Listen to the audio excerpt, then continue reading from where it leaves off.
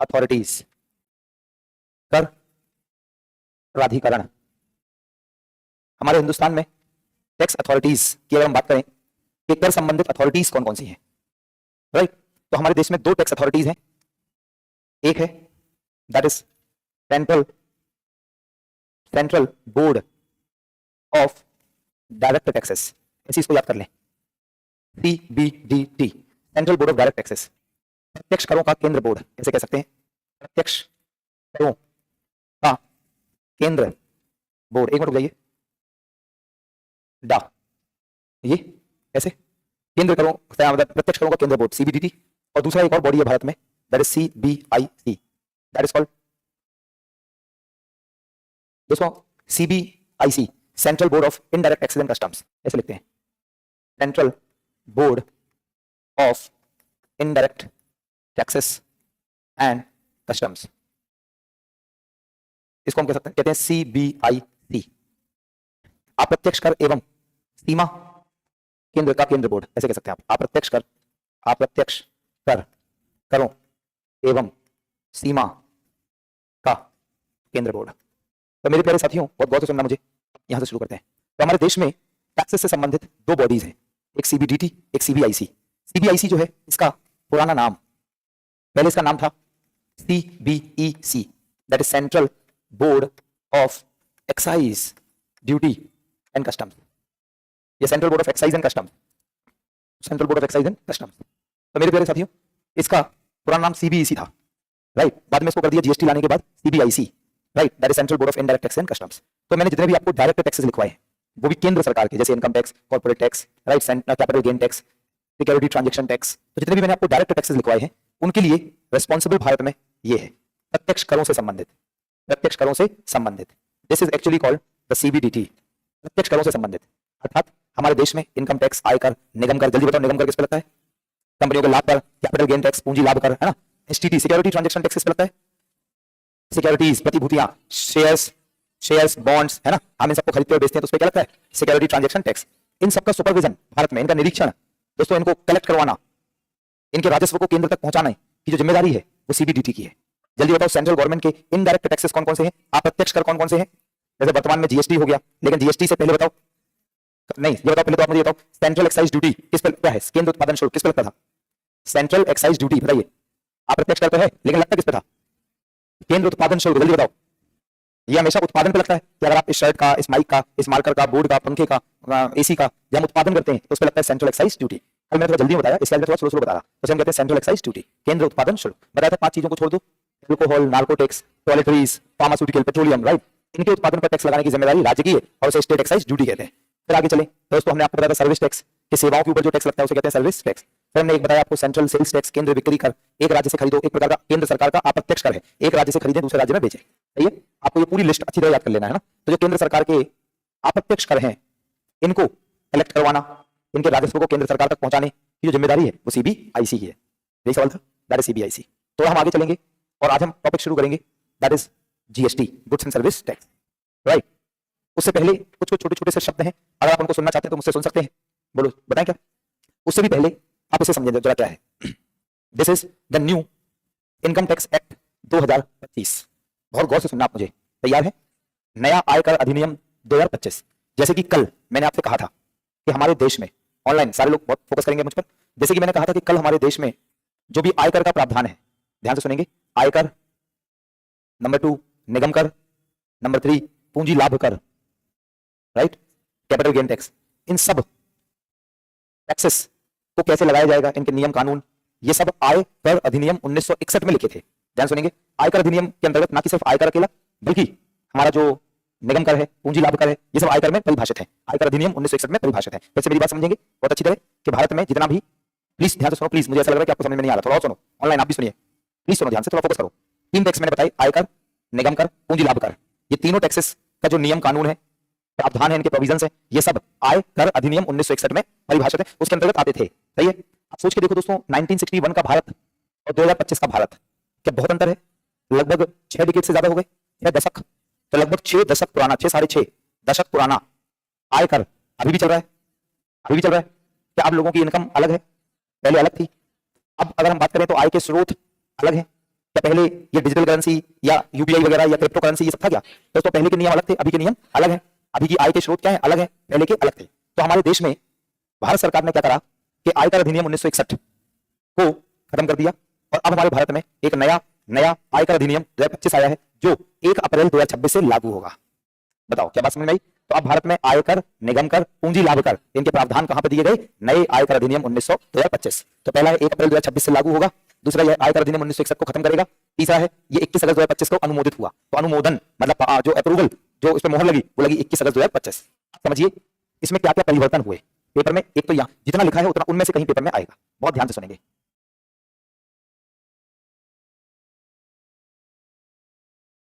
Income tax act 1961 के अंतर्गत 2025 तक जो इनकम टैक्स होता था उसमें 2 ईयर्स होते थे। कितने ईयर? मोबाइल उठाना, एक ईयर था, एक ईयर होता था जिसे हम कहते थे फाइनेंशियल ईयर, क्या कहते थे? Thank you. और एक होता था जिसे हम कहते थे असेसमेंट ईयर। और गौर से सुनना है, कुछ सीखने को मिलेगा अगर आपका मन है सीखने का। तो एक होता था कौन सा ईयर और एक क्या होता था? Assessment year. बोलो क्लियर है? लेकिन मेरे प्यारे साथियों अभी हमारे देश में मैं आपको दिखा रहा हूं कुछ,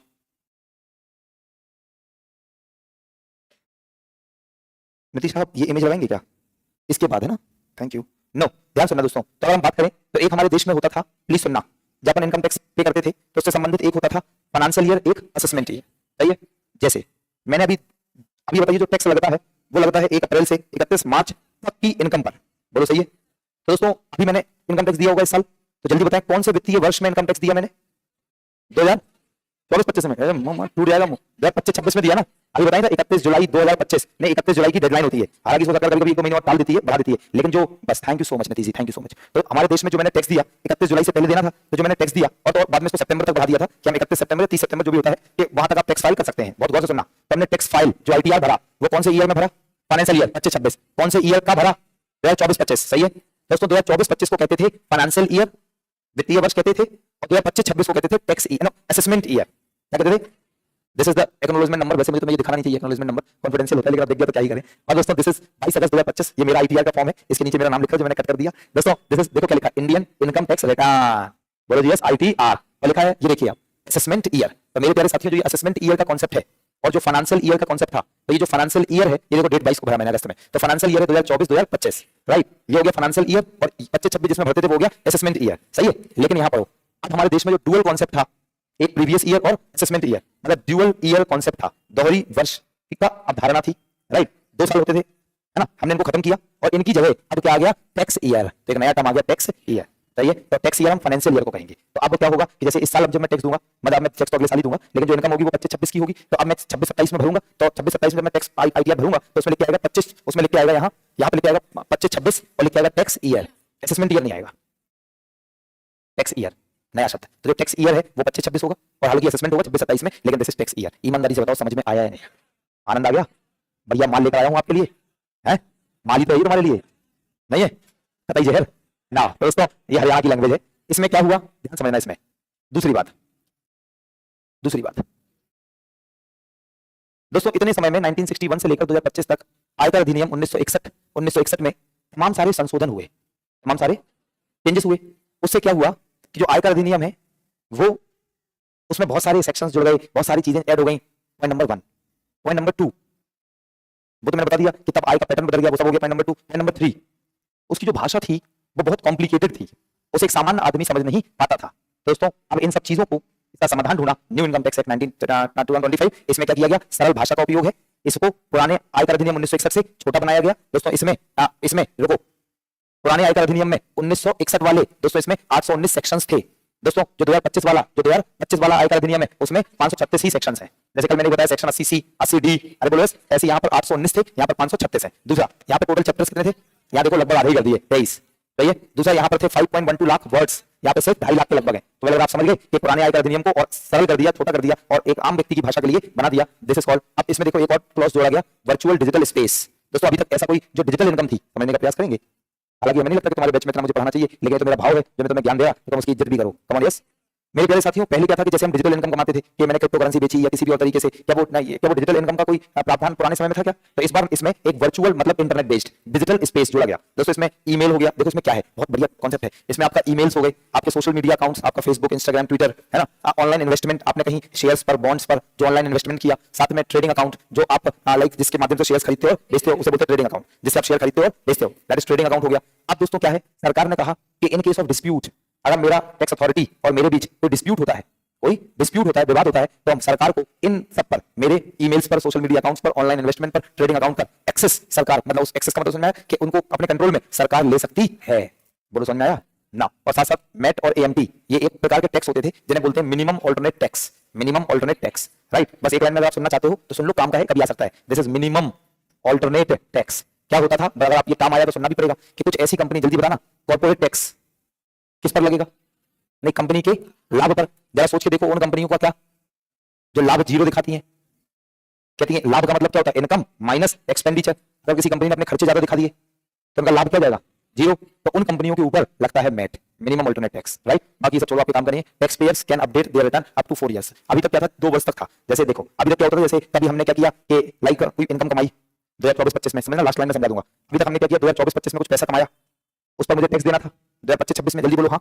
लेकिन टैक्स देते समय मैं भूल गया अपनी इनकम को डिस्क्लोज करना, और उस इनकम पर मैंने टैक्स नहीं दिया। तो वर्तमान में हमें 2 साल का मौका मिलता है, हम 2 साल के अंदर उसे शो कर दें और उस पर टैक्स दे दें। सही है, अब उसे बढ़ा के 4 साल कर दिया है। क्या आप बात समझिए? खत्म बात दोस्तों। This is all about direct taxes, all about the taxes in India, the income tax. ये सब सीख गए आप लोग ना? क्या बेटा? हाँ वो फिक्स है 15%, 15% इनकम का ना। मेरे प्यारे साथियों, कल एक शब्द आया था लास्ट में, दैट इज कॉल्ड, इसको मैं यहां समझाने की कोशिश करूंगा, that is VAT, value added tax. Hindi में कहते हैं इसे मूल्य वर्धन कर, मूल्यवर्धन कर। तो पहले तो उसको समझना होगा ये होता क्या है, वैल्यू एडेड टैक्स क्या होता है। दोस्तों हमारे देश में वैट क्या होता है तो मैंने समझा दिया कि वैट का मतलब है, फिर से जो भूल गए उनके लिए, कि अगर हम किसी वस्तु को खरीदेंगे उस समय हम देंगे वैट, कस्टमर पे करता था और स्टेट गवर्नमेंट इसे लागू करती थी। इतनी बात तो सही है, दैट वाज कॉल्ड वैट। तो इसे स्टेट गवर्नमेंट लागू करती थी और ग्राहक किसी वस्तु को खरीदते समय, इसने चश्मा खरीदा, माइक खरीदा, पंखा खरीदा, एसी खरीदा, कुर्सी खरीदी, कपड़े खरीदे, जूते चप्पल खरीदे, इन सब पे लगता था वैट। सही है, लेकिन समझना पड़ेगा कि वैट, क्या बताना चाहेंगे कि वैट से पहले होता था सेल्स टैक्स, बिक्री कर, बिक्री कर। वैट से पहले होता था बिक्री कर, सेल्स टैक्स, उसकी जगह आ गया वैट। सेल्स टैक्स की जगह क्या आ गया, वैट, राइट। तो सेल्स टैक्स का प्रावधान और वैट का प्रावधान कैसा था, जानना चाहेंगे? हाँ, आनंद आ रहा है? सेल्स टैक्स में क्या होता था दोस्तों, पहले समझना होगा वैल्यू एडेड क्या है। अच्छा वो आप जानते हो, याद करो, मैंने आपको जीवीए पढ़ाया था, ग्रॉस वैल्यू एडेड। बताओ ऑनलाइन, जल्दी बताइए किस किसको याद है ग्रॉस वैल्यू एडेड, जीवीए, हाथ ऊपर करो ऑनलाइन सब जिन को याद हो। दूसरा आप बताइए किस किसको याद है जीवीए, हाथ ऊपर करिए। नहीं बताया क्या आप लोगों को? जीडीपी, जीवीए, हाथ ऊपर कर लो गधों। जीवीए याद है? अच्छा वैल्यू एडेड याद है कि हमने, ये किसान है, इसने वीट बनाई, 1000 रुपए के वीट चक्की वाले को बेचे। दोस्तों इसने वीट से फ्लोर बनाया, उत्पादन के नेक्स्ट स्तर पर गए, फिर से उत्पादन के नेक्स्ट स्तर पर गए, वैल्यू एड और आटा बेचा 1400 में। दोस्तों कितनी वैल्यू एड हुई? 400। इसे बोलते थे वैल्यू एडेड। फिर दोस्तों इस आटे को चक्की वाले ने बेच दिया बेकरी वाले को, और बेकरी वाले ने बनाया ब्रेड और बिस्किट। एक उत्पादन के अगले स्टेज पर गए और दोस्तों नेक्स्ट स्टेज पर वैल्यू एड और बेचा 2000, वैल्यू एड हुई 600। तो हम बोलते थैंक यू ऑनलाइन सभी लोगों को, that is called value added, that is called value added. सही है दोस्तों, जरा ध्यान सुनना। सेल्स टैक्स में क्या होता था कि पहले 1000 रुपए पे टैक्स लग गया आटा बेचते समय, बेकरी वाले के ऊपर, चक्की वाले के ऊपर, मतलब गेहूं बेचते समय। फिर जब चक्की वाला बेकरी वाले को आटा बेचेगा तो दोस्तों इस पूरे 1400 पे टैक्स लगता था। फिर जब आटा बेकरी वाला कस्टमर को बेचता था तो बिस्किट या ब्रेड, तो पूरे 2000 पे लगता था। तो बताइए दोस्तों ये तो गलत बात है ना? गलत बात है, थोड़ी बहुत, बहुत ज्यादा, मैंने गलत बात है यहाँ से वगैरह बहुत ज्यादा, राइट, गलत बात है। और इसी को हम एक टर्म के साथ डिनोट भी करते हैं, सीख लो एक नया शब्द, that is cascading effect, that is called cascading effect. Hindi में भी कैस्केडिंग प्रभाव कहते हैं। देखो एक नया शब्द सिखा रहे हैं, कैस्केडिंग इफेक्ट। कैस्केडिंग इफेक्ट क्या होता है? एक ही अमाउंट पर बार बार टैक्स लगना, दैट इज कैस्केडिंग अमाउंट। एक ही अमाउंट पर बार बार टैक्स का लगना क्या था? Cascading effect. क्या इससे प्राइस भी बढ़ता है? प्राइस भी बढ़ता है कि पूरे 1000 पे लगा, 1400 पे लगा, 2000 पे लगा, प्राइस भी बढ़ेगा। और दोस्तों कैस्केडिंग इफेक्ट का मतलब है कि पहले 1000 रुपए पे लग गया, दोस्तों 1400 में 1000 पे तो लग चुका ना, तो 1000 पे दोबारा लगा है, देखा जाए 2000 में 1000 पे भी लगा, 1400 पे भी लगा और 2000 पे भी लगा, तो दोस्तों ये तो बार-बार हो गया, that is cascading effect, right. दोस्तों किसे कहते थे? वैल्यू एडेड टैक्स का मतलब है जब टैक्स सिर्फ इस अमाउंट पर या इस अमाउंट पर लगाया जाए तो उसे बोलते थे वैट, वैल्यू एडेड टैक्स। कहानी में आनंद आया? चलो और 2 चीजें सीख गए कि सेल्स टैक्स में टैक्स कैसे लगता था और वैट में कैसे लगता है। और वैट बता दिया ये स्टेट गवर्नमेंट का, जल्दी बताइए डायरेक्ट है या indirect? Very lovely, indirect tax है। बोलो जी क्लियर? चलो दोस्तों अगर हम आगे बात करें तो मैंने यहाँ पे लिख रखा है कि सेंट्रल एक्साइज ड्यूटी, तो आप लोग दोस्तों मैं ये पढ़ा नहीं रहा, ये सब घर के लिए दे रहा हूँ, घर पे बैठ के पढ़ते रहिएगा, बहुत एक्स्ट्रा है तो क्यों ही लोड देते हैं आपको। वह वस्तुओं के किस पे लगता है, उत्पादन पर, और ये किस हिसाब से लगता है, क्वांटिटी, वेट, साइज के आधार पर। बोलो क्लियर। अब जरा ध्यान से एक चीज और समझ लो, टैक्स दो तरीके से होता है, एक होता है एड वैलोरम टैक्स, इसे समझो, और एक होता है स्पेसिफिक टैक्स। लेकिन पहले मैं इन दोनों टर्म्स को पढ़ाने से पहले आपको कुछ ज्ञान दूंगा कि जो एड वैलोरम टैक्स है, मूल्यवर्धन कर या विशिष्ट कर है, स्पेसिफिक टैक्स, ये टैक्स के प्रकार नहीं है। फिर से ये दोनों एड वैलोरम टैक्स और स्पेसिफिक टैक्स ये टैक्स के प्रकार नहीं है। टैक्स के प्रकार का मतलब जैसे इनकम टैक्स, कॉर्पोरेट टैक्स, केंद्र बिक्री कर, ये सब टैक्स के टाइप है, या तो डायरेक्ट या इनडायरेक्ट, लेकिन ये दोनों टैक्स के टाइप नहीं है, ये दोनों टैक्स लगाने के टाइप हैं, टैक्स लगाने के तरीके हैं। दैट इज स्पेसिफिक टैक्स और एड वैलोरम टैक्स। नहीं समझिए, टैक्स लगाने के तरीके हैं, ध्यान समझना। यदि हमारी सरकार टैक्स लागू करे quantity, weight, size, length, breadth, तो उन सभी टैक्सेस को हम विशिष्ट कर कहते हैं। इसलिए central excise duty quantity, size वगैरह पर लगता है, इसलिए central excise duty is an example of specific, या एक प्रकार का विशिष्ट कर है। बोलो जय हो। नहीं समझ पाए, नहीं समझ पाए। और दोस्तों मूल्यवर्धन कर, यहां देखो एड वैलोरम टैक्स, जो एड वैलोरम टैक्स है, मूल्यवर्धन कर है, ये हमेशा मूल्यवर्धन, वैल्यू एडिशन पे लगता है। दोस्तों मैं कहूंगा VAT is an example of ad valorem tax. बोलो सही है, नहीं समझ पा रहे यार, बहुत एनर्जी लगा रहा हूं दोस्तों पढ़ाने में, थोड़ा इज्जत दे मुझे, नहीं तो परमात्मा तुम्हारी जिंदगी बर्बाद कर देगा, याद रखना। संडे को भी रखा पढ़ाने, पैसा नहीं मिलता संडे को पढ़ाने का, और बिना पैसे के अपन कुछ पता नहीं है, राइट दोस्तों। और करना भी क्यों है, क्योंकि तुम भी तो यहाँ पैसों के लिए बैठे हो, अंतर बस इतना है, मुझे आज मिलेगा तुम्हें कल मिलेगा, है कि नहीं। वो भी बंदा यहाँ पैसे के लिए बैठा है, संडे को अपनी बीवी को छोड़कर, है दोस्तों। यार नहीं सर, किसी को तो मेरी शादी हुई है, अरे हुई है तो हुई है, क्या कर रहे, कहीं और जुगाड़ में है क्या, है जो छुपाएगा कि नहीं पता हुई है। अरे मजाक कर रहे यार दोस्तों। क्या एड वैलोरम टैक्स का मतलब समझ में आ गया, बहुत आनंद आया। तो एड वैलोरम टैक्स का मतलब है जो किस पे लगे, वैल्यू एडिशन पे लगे। तो जल्दी बताओ क्या एड वैलोरम टैक्स कोई टैक्स है क्या, ये टैक्स लगाने का तरीका है। तो वेट इसका उदाहरण है, बोलो जी यस, वेट इसका उदाहरण था, वेट इसका उदाहरण था, नहीं तो जीएसटी बन गया ना। दिस इज कॉल्ड दो प्रकार के कर। जो कस्टम ड्यूटी है, it is an example of specific tax. जो कस्टम ड्यूटी है, इट इज एन एग्जांपल, भैया custom duty is an example of, कोई कस्टम ड्यूटी किस हिसाब से लगता है, आप कितने किलो में आप इंपोर्ट कर रहे हो या कितने क्वांटिटी में इंपोर्ट कर रहे हो, इस पे तो लगता है। यस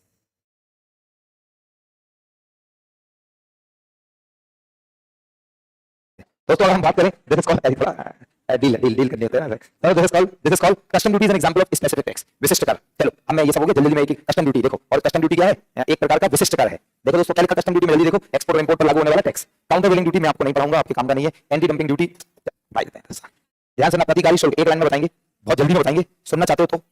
ये ग्लास है, इस ग्लास पे भारत सरकार नहीं, मान लो इस पंखे पर चाइना की सरकार दे रही है सब्सिडी, इस पंखे के उत्पादन पर। और सब्सिडी क्या होता है, इंट्रोडक्शन में पढ़ा चुके। तो इस पंखे के उत्पादन पर चाइना की सरकार दे रही है सब्सिडी, क्या दे रही है, तो इसका उत्पादन लागत कम हो जाएगी।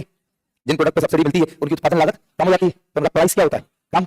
तो जो सब्सिडाइज्ड प्रोडक्ट है, जिन पर सब्सिडी मिली है सरकार द्वारा, जब उन प्रोडक्ट्स को चाइना हमारे देश में भेजेगी तो वो प्रोडक्ट उनके सस्ते होंगे, महंगे। तो वो प्रोडक्ट हमारे देश के बाजार को खराब करेंगे कि नहीं, क्या हमारे देश की कंपनियां सब्सिडाइज्ड प्रोडक्ट को कंपीट, प्रतिस्पर्धा दे पाएंगी। दोस्तों तब ऐसे प्रोडक्ट जिन पे सब्सिडी दी है उनका जब इंपोर्ट होता है तो सरकार बॉर्डर पे कहती है रुको रुको रुको रुको रुको, इसके ऊपर ठोक दिया एक टैक्स है, जिससे ये प्रोडक्ट का प्राइस देश में हो गया महंगा, जिससे हमारे देश का ग्लास इसको करता है compete, is called countervailing duty. बोलो जय हो। मैंने कहा तुम भी याद करोगे दोस्तों, बता देते हैं तुम्हें, बोलो समझ में आ गया। तो जल्दी से पढ़ लो क्या लिखा है, चाइना ने अपने देश में किसी वस्तु पर सब्सिडी प्रदान की, वह वस्तु सस्ती हो जाती है जब इस वस्तु को भारत में आयात किया जाता है। यह वस्तु भारतीय उत्पादों को अधिक प्रतिस्पर्धा देती है, अधिक प्रतिस्पर्धा। तो इन वस्तुओं के ऊपर नहीं, आयात के समय सरकार क्या करेगी, कौन सी, भारत सरकार। दोस्तों दिस इज कॉल्ड सीबीडी। पढ़ाता तो मैं बहुत शानदार हूं दोस्तों, किसी को भी पढ़ा सकता ना मैं, ड्यूटी को भी पढ़ाता हूं अपनी, राइट नाउ। नेक्स्ट एक और टैक्स है एंटी डंपिंग ड्यूटी। एक लाइन में सुनेंगे, जल्दी से, टाइम नहीं है मेरे पास क्योंकि मुझे और भी पढ़ाना है। एंटी डंपिंग ड्यूटी होती, वो छोड़ो, पहले वर्ड समझो, डंपिंग। डंपिंग बस समझना, जब कोई देश अपने प्रोडक्ट को अपने देश में बेचना बंद कर दे, पॉइंट नंबर 1। पॉइंट नंबर 2, अपने देश में महंगे दाम पर बेचे, दो बातें, और दूसरे देश में सस्ते दाम पर, इसको मैं छोड़ दूंगा तो गिर जाएगा दोस्तों, इसे छोड़ दे, दिस कॉल्ड डंपिंग। बोलो समझ में आया, व्हाट इज डंपिंग, तुमने उठाया फेंक दिया दूसरे देश में सस्ते दामों पर, डंप डंप डंप का मतलब है सस्ते दामों पर बेच देना। बोलो जी यस। और सस्ती चीजें जब दूसरा देश हमारे देश में बेचे तो क्या कहता है, डंपिंग। सही है। अब मुझे एक बात बताओ, डंपिंग सही प्रथा है क्या, बिल्कुल भी सही है क्या। दोस्तों डंपिंग होगा तो हमारे देश की जो लोग डोमेस्टिक कंपनीज है, घरेलू कंपनियां, वो बर्बाद नहीं जाएंगी, उनमें ताले नहीं लग जाएंगे। क्या आप दोस्तों ये बोतल लेने गए बाजार में, इंडिया की कंपनी की बोतल मिल रही है दोस्तों 100 रुपए की, चाइना की जो डंपिंग वाली बोतल है वो 30 रुपए की मिल रही है, तो आप कौन सा खरीदोगे। तो हमारे भारत की कंपनियों की बोतल बनाने की काम बंद हो जाएगा। नहीं समझ में आया क्या, तो ये क्या उचित व्यापार प्रथा है क्या, ये उचित आयात निर्यात है क्या दोस्तों। तो हमारे देश की सरकार है WTO, world trade organisation, Geneva Switzerland, बोलो 166 मेंबर कंट्रीज, 2 नए मेंबर कंट्रीज बने अभी, Timor Leste and Comoros. WTO है ना दोस्तों। तो अगर हम बात करें तो जो WTO है वो पूरे वर्ल्ड में क्यों है, वो तो यही देखता है ना कि कोई देश ऐसा तो नहीं है एक्सपोर्ट कर रहा हो या कोई इंपोर्ट कर रहा हो जिससे दूसरे देश को बाधा पहुंचे, तो WTO इसलिए बैठा है। बोलो जी यस। तो WTO और भारत दोनों मिलकर क्या करेंगे, ऐसे डंप वाले प्रोडक्ट पर ठोक देंगे टैक्स, जिससे वो महंगा, कॉल डंपिंग को रोकना, इसको एंटी, कहते हैं एंटी दोस्तों, एंटी डंपिंग ड्यूटी। बोलो जय हो, जल्दी पढ़ लो। दोस्तों डंपिंग क्या होता है? यदि कोई कंपनी अपने प्रोडक्ट को दूसरे देश में सस्ते दामों पर बेचती है दोस्तों, देश to grab the domestic market, दूसरे देश के घरेलू बाजार को गिरफ्त में लाना, यह एक अनुचित व्यापार प्रथा है। देश और डब्ल्यूटीओ के अनुसार डंपिंग की प्रतिबंध करता है और टैक्स लगाता है, एंटी डंपिंग ड्यूटी। नाउ ये मैं तो बिल्कुल नहीं पढ़ाऊंगा दोस्तों तुम्हारे लिए, बॉर्डर एडजस्टमेंट टैक्स का बिल्कुल जरूरत नहीं है, बस थोड़ा सा इसको समझना चाहो तो समझ लो। एक कार्बन बॉर्डर एडजस्टमेंट टैक्स का कॉन्सेप्ट आ रहा है जो 1 जनवरी 2026 से लागू होगा। अगर आपको थोड़ा सा भी पढ़ना है तो बस इतना पढ़ लो कि कार्बन टैक्स संबंधी कुछ हमारे भारत में 1 जनवरी 2026 से हो रहा है। बोलो जी यस, इसको मैं डिलीट कर रहा हूं। नाउ चलिए, हाँ ये भी सुन लो, कार्बन टैक्स क्या होता है? कार्बन टैक्स का मतलब है जैसे अपन जीवाश्म ईंधन है, फॉसिल फ्यूल, उसको जला रहे हैं या अपनी कंपनी से उत्पादन कर रहे हैं, तो बताओ कार्बन निकल रहा है तो इसको उस पे लगेगा टैक्स, तो बोलते हैं कार्बन टैक्स। एक काम होता है दोस्तों पाइगोवियन टैक्स, सुनना चाहते हो तो सुन लो, थोड़ा नया शब्द होगा तुम्हारे लिए, पाइगोवियन टैक्स। वो टैक्स जो सरकार लागू करती है, राइट दोस्तों, वो टैक्स जो सरकार लागू करती है उन चीजों पर जो हमारे पर्यावरण को नुकसान पहुंचाएं, उसे बोलते हैं पाइगोवियन टैक्स। पास है पाइगोवियन, पास है पर्यावरण, भाई याद रखना। तो पाइगोवियन टैक्स उन चीजों पर लगता है जो हमारे पर्यावरण को दूषित करते हैं। तो बताओ कार्बन टैक्स एक तरीके का पाइगोवियन टैक्स हो गया। एक और काम है सिन टैक्स, जो मानव शरीर को नुकसान पहुंचाएं उन चीजों के ऊपर टैक्स लगे, दैट इज सिन टैक्स। समझ गए? अल्कोहल, टोबैको, सिगरेट्स, दोस्तों इन सब पे लगता है सिन टैक्स, अल्कोहल वगैरह।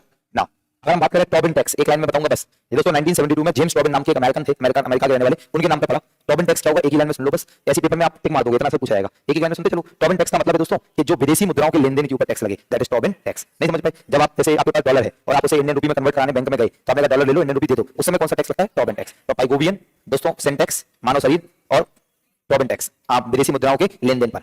सेंट्रल सेल्स टैक्स आपको बताया था मैंने, उसको ये सब छोड़ने से समझने से पहले इसको समझो। जो व्यापार होता है, व्यापार का मतलब खरीदना और बेचना। जब भी आए व्यापार शब्द तो दिमाग कहेगा तुरंत खरीदना और बेचना। ट्रेड व्यापार मतलब खरीदना और बेचना। दोस्तों जो ट्रेड है, जो व्यापार है, वो दो तरीके से होता है, एक इंटर स्टेट ट्रेड, एक इंट्रा स्टेट ट्रेड। एक इंटर वर्ड देखो INTER इंटर, और एक इंट्रा INTRA। बस एक ही लाइन में याद रखना। दिल्ली में एक बस अड्डा है जिसका नाम है ISBT, उसका मतलब हुआ इंटर स्टेट बस टर्मिनल, वैसे याद रखेंगे ISBT inter state bus terminal. Kashmiri Gate में एक ISBT नाम का बस अड्डा है दिल्ली में दोस्तों, वहां से आपको बिहार, झारखंड, यूपी, MP, पंजाब, इन सारी जगहों की बसेस मिलती हैं। सही है? तो इसका मतलब एक स्टेट से दूसरे स्टेट, बात खत्म। बस इंटर स्टेट एक स्टेट से दूसरे स्टेट, और इंट्रा स्टेट एक ही राज्य में, एक ही राज्य में। जैसे आपका जो बिहार बस सर्विस वगैरह होगी, बिहार है BSRTC Bihar state road transport corporation, BRSTC Bihar state, या बिहार BR से हो गया बिहार, और road transport corporation Bihar road transport corporation BRSTC। दोस्तों उसकी जो बसेस हैं जब वो झारखंड भी जाती हैं, सिर्फ बिहार में रहेंगी, दैट इज इंट्रा स्टेट। अब हम बस की जगह जोड़ दें व्यापार, ट्रेड वर्ड को, ट्रेड ट्रेड, तो हम एक राज्य से खरीदें और दूसरे राज्य में बेचें, और एक ही राज्य में खरीदें और एक ही राज्य में बेचें, तो उस पर लगता था वैट। याद रखना, तो वैट एक इंट्रा स्टेट ट्रेड का एग्जांपल था कि अगर ये बोतल मैं पटना में ही खरीदूं और पटना में ही बेचूं तो लगता था वैट, और इस बोतल को मैं उत्तर प्रदेश में खरीदूं और पटना में बिहार में बेचूं तो लगता था CST central sales tax. Bharat का मैंने आपको कि जब वस्तुओं को एक राज्य में बेचें दूसरे में खरीदे तो लगता था CST। ईमानदारी से बताओ को समझ में भी आ रहा है कि नहीं आ रहा? थोड़ा आ रहा है या बहुत आ रहा है या पूरा आ रहा है? कितनों पूरे समझ में आ रहा हो? नहीं हम क्या समझ में आ रहा हो तो कहो हाओ, जैसे हाओ, आप समझ में आ रहा हो कितनों? तो ये बहुत बढ़िया रहा। तो हाँ, तो दिस इज कॉल्ड बुंदेलखंडी। अब भैया कैसे पढ़ा रहे तुम, समझ में आ रहा हो कि नहीं आ रहा हो? कितनों मौज लो भैया, मौज लो ना। दोस्तों जब भी हम क्या समझ में आ रहा हो कहो हाओ, हम क्या कितनों को पूरो। सही है? तो जल्दी बताओ इंटर स्टेट ट्रेड क्या है, इंट्रा स्टेट ट्रेड क्या है? तो wait was the example of intra state trade और CST was the example of inter state trade. सही चल रहा माहौल? नाउ स्टेट गवर्नमेंट के डायरेक्ट टैक्सेस कल बता दिए थे, ये 3 है, बात तो नहीं करेंगे आज। स्टेट गवर्नमेंट के इनडायरेक्ट टैक्सेस आपको बता दिए थे, स्टेट एक्साइज ड्यूटी याद करो, ये किस पे लगता है जल्दी बताओ? Alcohol, narcotics, toiletries, pharmaceutical, petroleum, 5 चीजों पर। सही है? एंटरटेनमेंट टैक्स, इलेक्ट्रिसिटी, वेट क्या है? एक इंट्रा स्टेट ट्रेड और एक तरह का एड वैलोरम है। बात समझ गए? एड वैलोरम जल्दी बताओ मुझे, स्पेसिफिक टैक्स किस पे लगता है? Quantity, weight, size. सही? अब हम बात करेंगे GST, goods and service tax, GST। पहले मुझे चुपचाप GST पर आप सुनेंगे, GST पहले चुपचाप सुनेंगे, GST इतनी जल्दी, तब हम जानते थे तुमने। इन्होंने पूछा है टैक्स हेवन, अपन को तो सब कुछ आता है दोस्तों, कुछ भी पूछ लो। तुम में से किसी की औकात नहीं कि आज छोड़ो कभी भी कोई भी ऐसा शब्द पूछो जो मुझे आता नहीं। कॉन्फिडेंस देखो दोस्तों टीचर का, ऐसा नॉट कोई ऐसे बोल सकता मंच पे कुछ भी पूछो है, कुछ भी, मतलब मैं तो कह रहा कुछ भी सब आता है मुझे। क्या नहीं कुछ कह रही है? एक मिनट, हाँ नहीं कुछ तो कह रही तुम, क्या कह रही थी? मैंने कुछ भी पूछो, कहीं सर आपकी भाई का नाम बता दो। देख रहे दोस्तों, मतलब ये विषय संबंधी सवाल रही ना। दोस्तों सवाल सही है लेकिन बीवी मेरी है, क्यों बताऊं? देखो दोस्तों, अगर हम बात करें टैक्स हेवन क्या होता है जरा ध्यान समझना।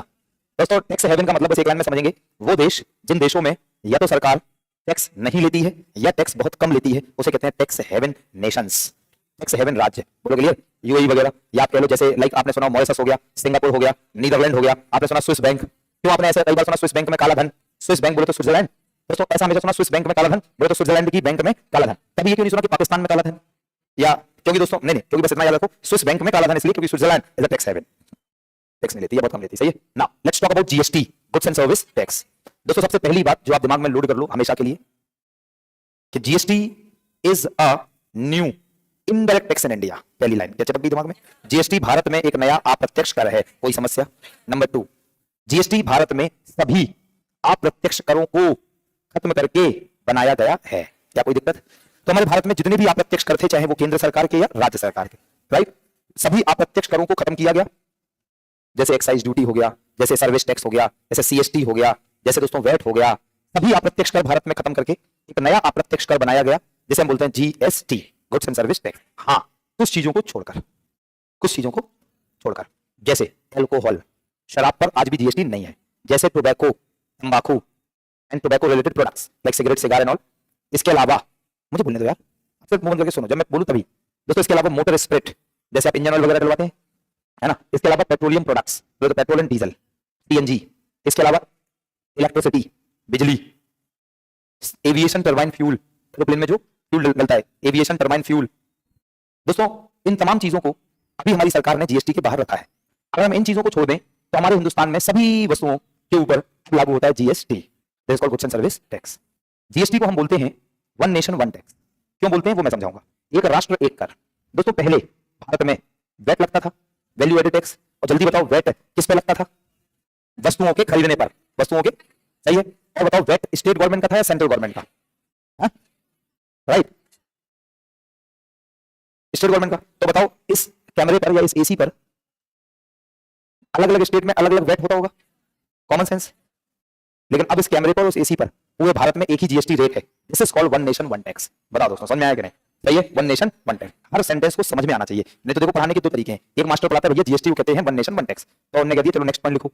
आपने कहा गुरुजी ने कहा है तो कहते होंगे भैया लिख लो, याद कर लेंगे। लेकिन हमारे स्टूडेंट क्या होते हैं, वो याद नहीं करते, वो समझ लेते हैं कि क्या है। जब पढ़ते हैं तो उनको समझ में आता है हमेशा। बोलो GS one nation one tax. दूसरी बात बताते हैं, GST goods and service tax की अगर हम बात करें तो भारत में 1 जुलाई 2017 से लागू हुआ।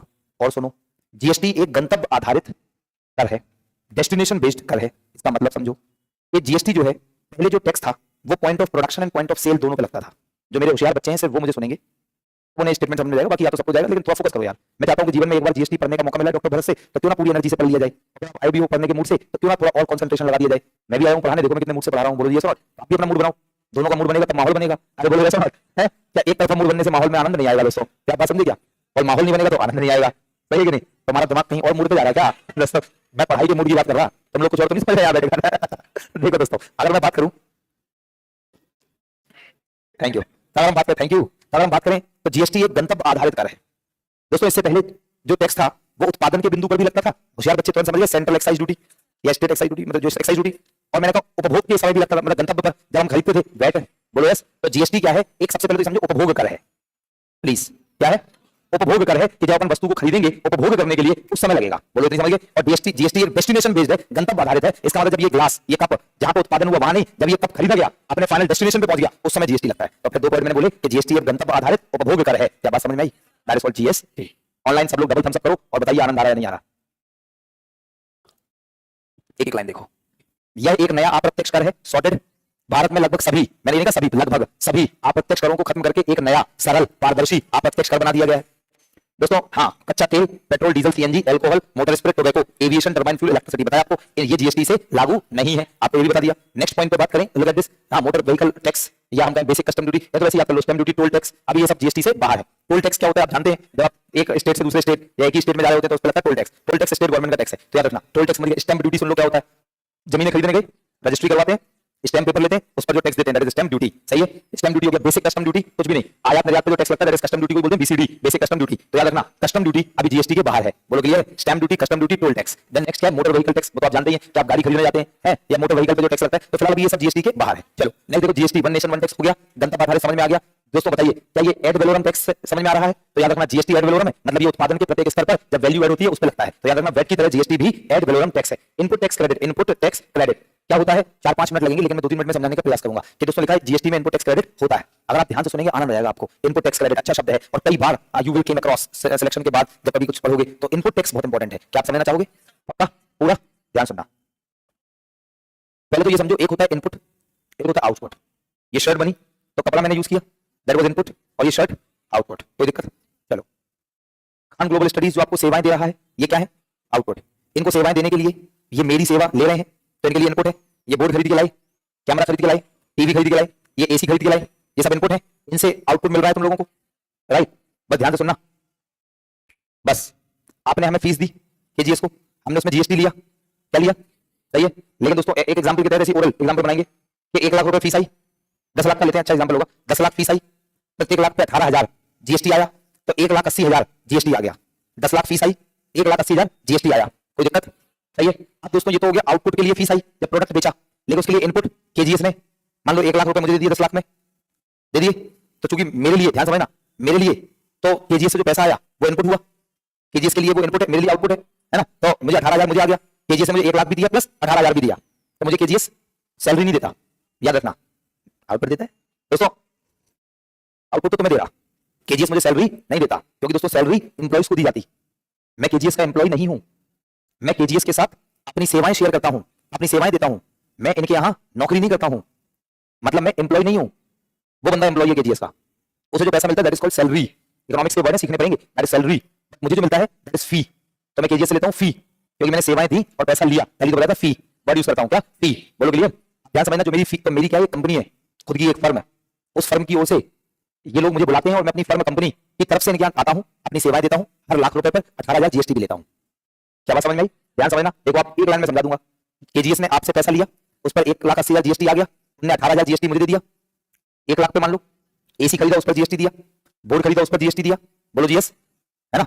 अब जब केजीएस को जो 1,80,000 आपसे जीएसटी लिया था वो गवर्नमेंट को देना है, लेकिन केजीएस गवर्नमेंट को देते समय कहेगा कि 18,000 हमने भरत सर को दे दिया जीएसटी, उसी में से ये एसी में, बोर्ड में, कैमरे में दे दिया, अब इतना बचा, ये आप ले लो। तो इसका मतलब है बाकी का पैसा वो क्रेडिट हो गया उनके पास, वो उन्हें देना नहीं पड़ेगा। This is called input tax credit. दोस्तों जो इनपुट टैक्स पर देंगे वो अकाउंट में आ जाएगा पैसा, that is input tax credit.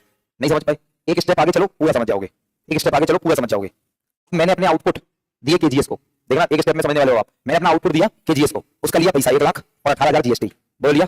मैंने सर्विस देने के लिए मैंने खरीदा एक लैपटॉप, उसमें मैं नोट्स वगैरह बना रहा हूँ, तभी सर्विस दे पाऊंगा मान लो। तो जब मैंने लैपटॉप खरीदा तो मेरे लैपटॉप पर मान लो वो लैपटॉप था, मान के चलो 20,000 का, राइट? उस पर 18% मैंने जीएसटी दे दिया, 3600 रुपए, बोलो जीएस। तो जो मुझे 18,000 जीएसटी सरकार को देना था वो मैं 18,000 में से माइनस कर दूंगा 3600, तो बाकी का पैसा दे दूंगा, वो अपने पास रखे रहूंगा। This is called input tax credit, बोलो जय हो। नहीं बात समझ में?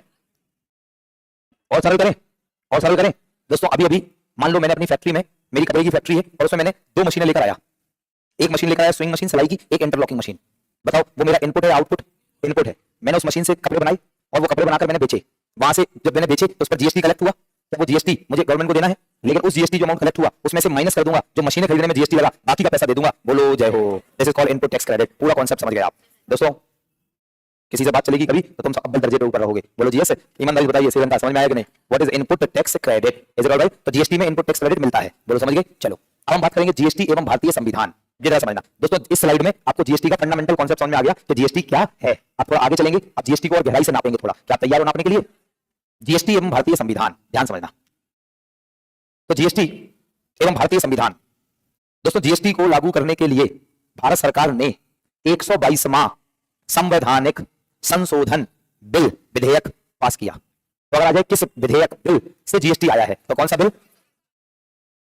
अब दोस्तों जब बिल आता है तो कोई ना कोई, जब बिल पास हो जाता है तो भारत के संविधान में एक्ट बन जाता है, तो नहीं संविधान में एक्ट बन जाता है, और एक्ट जब संविधान में जुड़ता है तो कहीं ना कहीं आर्टिकल में चेंजेस होते हैं, इतना तो आपको आता है ना? तो 122वां संवैधानिक संशोधन विधेयक के द्वारा जीएसटी को लाया गया पारित करके, और उसके माध्यम से 101 संवैधानिक संशोधन हुआ। तो अगर पूछा जाए कि किस संवैधानिक संशोधन से जीएसटी लागू किया गया तो 101वां। किस संवैधानिक संशोधन विधेयक? तो 122वां। सही है। तीसरी बात, दो बातें क्लियर, 122 101। तीसरी बात, जब 101वां संवैधानिक संशोधन हुआ तो उससे भारतीय संविधान में क्या क्या परिवर्तन हुआ? तो सबसे पहला परिवर्तन, हमारे भारतीय संविधान में आर्टिकल नंबर जोड़ा गया 366(12)A।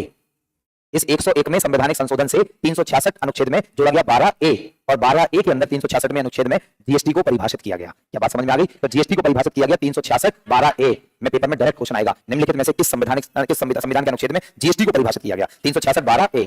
सही है दोस्तों। इसके अलावा आगे चलने से पहले आप ये सीखिए जीएसटी के प्रकार। मैं आगे कुछ बताऊंगा, पहले मैं आपको बताता हूं जीएसटी के प्रकार। इसको रहने दो, ये क्या लिखा है, पहले आप जीएसटी के प्रकार सुनिए मुझसे। दोस्तों जीएसटी के प्रकार, ये देखो हमारे देश में देयर इज अ जीएसटी की दोहरी प्रकृति। ध्यान सुनना, जीएसटी की दोहरी प्रकृति। दोस्तों जीएसटी की जो दोहरी प्रकृति है उसमें क्या है, सेंट्रल गवर्नमेंट भी जीएसटी लगाता है और स्टेट गवर्नमेंट भी। सही है, जो सेंट्रल गवर्नमेंट लगाता है दैट इज सीजीएसटी, जो स्टेट गवर्नमेंट लगाता है एसजीएसटी, और स्टेट की जगह यूटी होगा तो यूटी जीएसटी, कोई दिक्कत। इसके अलावा एक और है भारत में, देखो हमें दो टाइप मिल गए सीजीएसटी के, एक सीजीएसटी एक एसजीएसटी। सेंट्रल गवर्नमेंट लगाएगा, स्टेट गवर्नमेंट लगाएगा। सही है, इसके अलावा एक और है आईजीएसटी। प्लीज फोकस करके पढ़ो, बेहतरीन तरीके से पढ़ो। आईजीएसटी का मतलब होता है integrated GST. Integrated GST, integrated को बोलते हैं एकीकृत। एकीकृत, एकीकृत जीएसटी क्या है वो अपन बताएगा, लेकिन उससे पहले सीजीएसटी और एसजीएसटी समझ लो। मैंने आपको दो तरीके के ट्रेड बताए, एक इंटर स्टेट और एक इंट्रा स्टेट। राइट दोस्तों, जो सी और एसजीएसटी है ये इंट्रा स्टेट ट्रेड पे लगता है। अगर आप एक ही, अभी मैं बिल्कुल प्रत्यक्ष आपके सामने कुछ दिखाने वाला हूं, गेट रेडी फॉर दैट, लेकिन पहले आप समझ लो फिर दिखाऊंगा।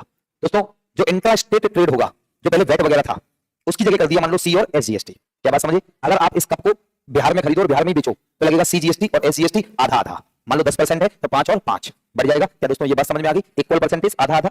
अगर हम इंटर स्टेट ट्रेड कर रहे तो कौन सा टैक्स जल्दी बोलो? नो, मैंने कहा कौन सा था, देख के मत बोलो आईजीएसटी, भर जाएगा सबसे आगे बैठी है। दोस्तों अभी मैंने कहा था, तो अभी जब मैं एक स्टेट से खरीदता था और दूसरे स्टेट में बेचता था तो कौन सा टैक्स था? सीएसटी। कौन सा टैक्स था? एवरीवन ऑनलाइन भी कौन सा टैक्स था? सीएसटी। बस याद रखना सीएसटी की जगह आईजीएसटी आ गया, बात खत्म। दोस्तों सीएसटी की जगह क्या आ गया? आईजीएसटी। बताओ कितना आनंद आया? बोलो आया? आनंद आया? पक्का? That is called IGST. तो जीएसटी कितने प्रकार का है? 3, सीजीएसटी, एसजीएसटी, आईजीएसटी। सही है, लेकिन आईजीएसटी का नेचर थोड़ा सुन लो भाई। सीजीएसटी सेंट्रल गवर्नमेंट लगाती है, सेंट्रल गवर्नमेंट लेती है। आईजीएसटी को समझना दोस्तों, इसे सेंट्रल गवर्नमेंट लागू करती है, वो देखो सेंट्रल गवर्नमेंट के नीचे लिखा, सेंट्रल गवर्नमेंट ही कलेक्ट करती है। कलेक्ट करने का भी काम किसका है? लेकिन जो रेवेन्यू आया आईजीएसटी से वो दोनों में बढ़ेगा, सेंटर में भी और स्टेट में भी। एक एक करके बड़े प्यार से चीजों को सीखो दोस्तों और सुंदर बना लो अपने कॉन्सेप्ट्स को। That is called IGST. बोलो आनंद आ गया कि आईजीएसटी को कौन लागू करेगा? Central government. कलेक्ट कौन करेगा? Central government. लेकिन जो राजस्व आएगा वो दोनों में बढ़ जाएगा। आनंद आ रहा है? आगे चलो दोस्तों, तो जीएसटी की बात हम करें तो जीएसटी की परिभाषा दी गई है आर्टिकल नंबर 366 12A। सही है, एक और 101 में संशोधन के माध्यम से अनुच्छेद जुड़ा जिसका नाम है 246A।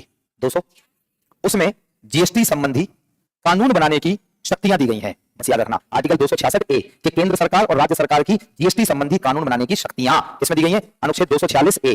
अनुच्छेद 246A, अनुच्छेद 246A। सही है दोस्तों, देखो साफ साफ लिखा जीएसटी से संबंधित law making power to both centre and state. सही है ना दोस्तों, आईजीएसटी से संबंधित, लेकिन सुनना जीएसटी से संबंधित कानून बनाने का मतलब है सीजीएसटी और एसजीएसटी संबंधित। लेकिन जो आईजीएसटी है ये तो केंद्र का है ना, तो कॉमन सेंस भी लगा सकते हो, इससे संबंधित कानून बनाने का अधिकार किसके पास होगा? केंद्र के पास। एक दो अनुच्छेद समझ में आ गए। तीसरा 269A में क्या लिखा है वो समझना कि जो आईजीएसटी है, जो मैंने आपको भी बताया था, बस एक ही लाइन में अगर मैं बताऊं कि आईजीएसटी को परिभाषित अनुच्छेद 269A में स्पेशली किया गया कि आईजीएसटी केंद्र सरकार लागू करेगा, कलेक्ट करेगा, लेकिन प्राप्त राजस्व केंद्र और राज्य दोनों में बढ़ जाएगा। बस देखना, आईजीएसटी लागू एवं कलेक्ट केंद्र सरकार द्वारा, लेकिन प्राप्त राजस्व दोनों में केंद्र राज्य बढ़ेगा। तो फिर से जीएसटी को परिभाषित कहां किया गया? 366 12A। और दोस्तों जीएसटी संबंधी कानून बनाने की शक्तियां 246A और आईजीएसटी को लागू कलेक्ट और ये सब आईजीएसटी के बारे में 269A। एक और आर्टिकल जोड़ा गया दैट इज 279A। 279A बोलो क्लियर? उसमें जीएसटी परिषद को बताया गया। जीएसटी परिषद क्या है वो मैं भी थोड़ी देर बाद बताऊंगा। बोलो जी, क्या ये सबको समझ में आ गया था? या ये वाली बात सबको समझ में आ गई? अब देखना ध्यान से कि जीएसटी में एक लाइन और कि जीएसटी में कैस्केडिंग प्रभाव खत्म हो गया। जीएसटी में कैस्केडिंग प्रभाव खत्म हो गया, इसलिए मैंने पहले ही आपको कैस्केडिंग इफेक्ट बताया था। जल्दी बताओ, एक ही अमाउंट पर बार-बार टैक्स लगना इज कॉल्ड कैस्केडिंग इफेक्ट। बोलो क्लियर? थोड़ा मैं दूसरे एग्जांपल से थोड़ा और अच्छे से समझाऊंगा। यहां देखिए जीएसटी से और यहां जीएसटी आने के बाद। सही है, तो जीएसटी से पहले देखो क्या था? कैस्केडिंग प्रभाव मतलब मल्टीपल टैक्सेस, एक ही वस्तु पर बार-बार टैक्स लगना। क्या समझना? कार बनी 2.5 लाख रुपए की। सही है, जीएसटी से पहले इस पर सेंट्रल एक्साइज ड्यूटी लग गया मान लो 10% उत्पादन के ऊपर, तो आ गया 25,000 और 275। कोई समस्या? दोस्तों फिर कार मैन्युफैक्चर होकर शोरूम में पहुंची, या तो कार मैन्युफैक्चरिंग एजेंसी में है दोस्तों, राइट, उस समय सेंट्रल एक्साइज ड्यूटी लग गया। अब जब मैन्युफैक्चरिंग जब होकर शोरूम में पहुंची तो कस्टमर ने खरीदी, तो जब कस्टमर ने खरीदी तो वेट लगेगा। वेट लगता था खरीदते समय 10%। ध्यान समझना, 275 पर क्या 2 लाख 2.5 लाख पर ऑलरेडी टैक्स लग चुका है। अब 275 पर जब दोबारा से टैक्स लगेगा तो ऐसी को कैस्केडिंग प्रभाव कहते थे। मल्टीपल टैक्सेस, एक ही अमाउंट पर बार-बार मल्टीपल टैक्सेस, राइट। अभी जीएसटी आने के बाद क्या हुआ? सीधी 2.5 लाख की कार है, बस जीएसटी लगेगा 10% का खत्म। क्या मल्टीपल टैक्सेस है? तो क्या जीएसटी में कैस्केडिंग इफेक्ट खत्म हो गया?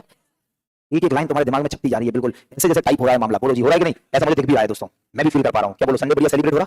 अगर तुम किसी के साथ पार्क में बैठते तो ज्यादा आनंद आ रहा कि नहीं आ रहा? बताओ, कह रहे सब वो अलग आनंद है, अलग आनंद है। तो कैस्केडिंग इफेक्ट।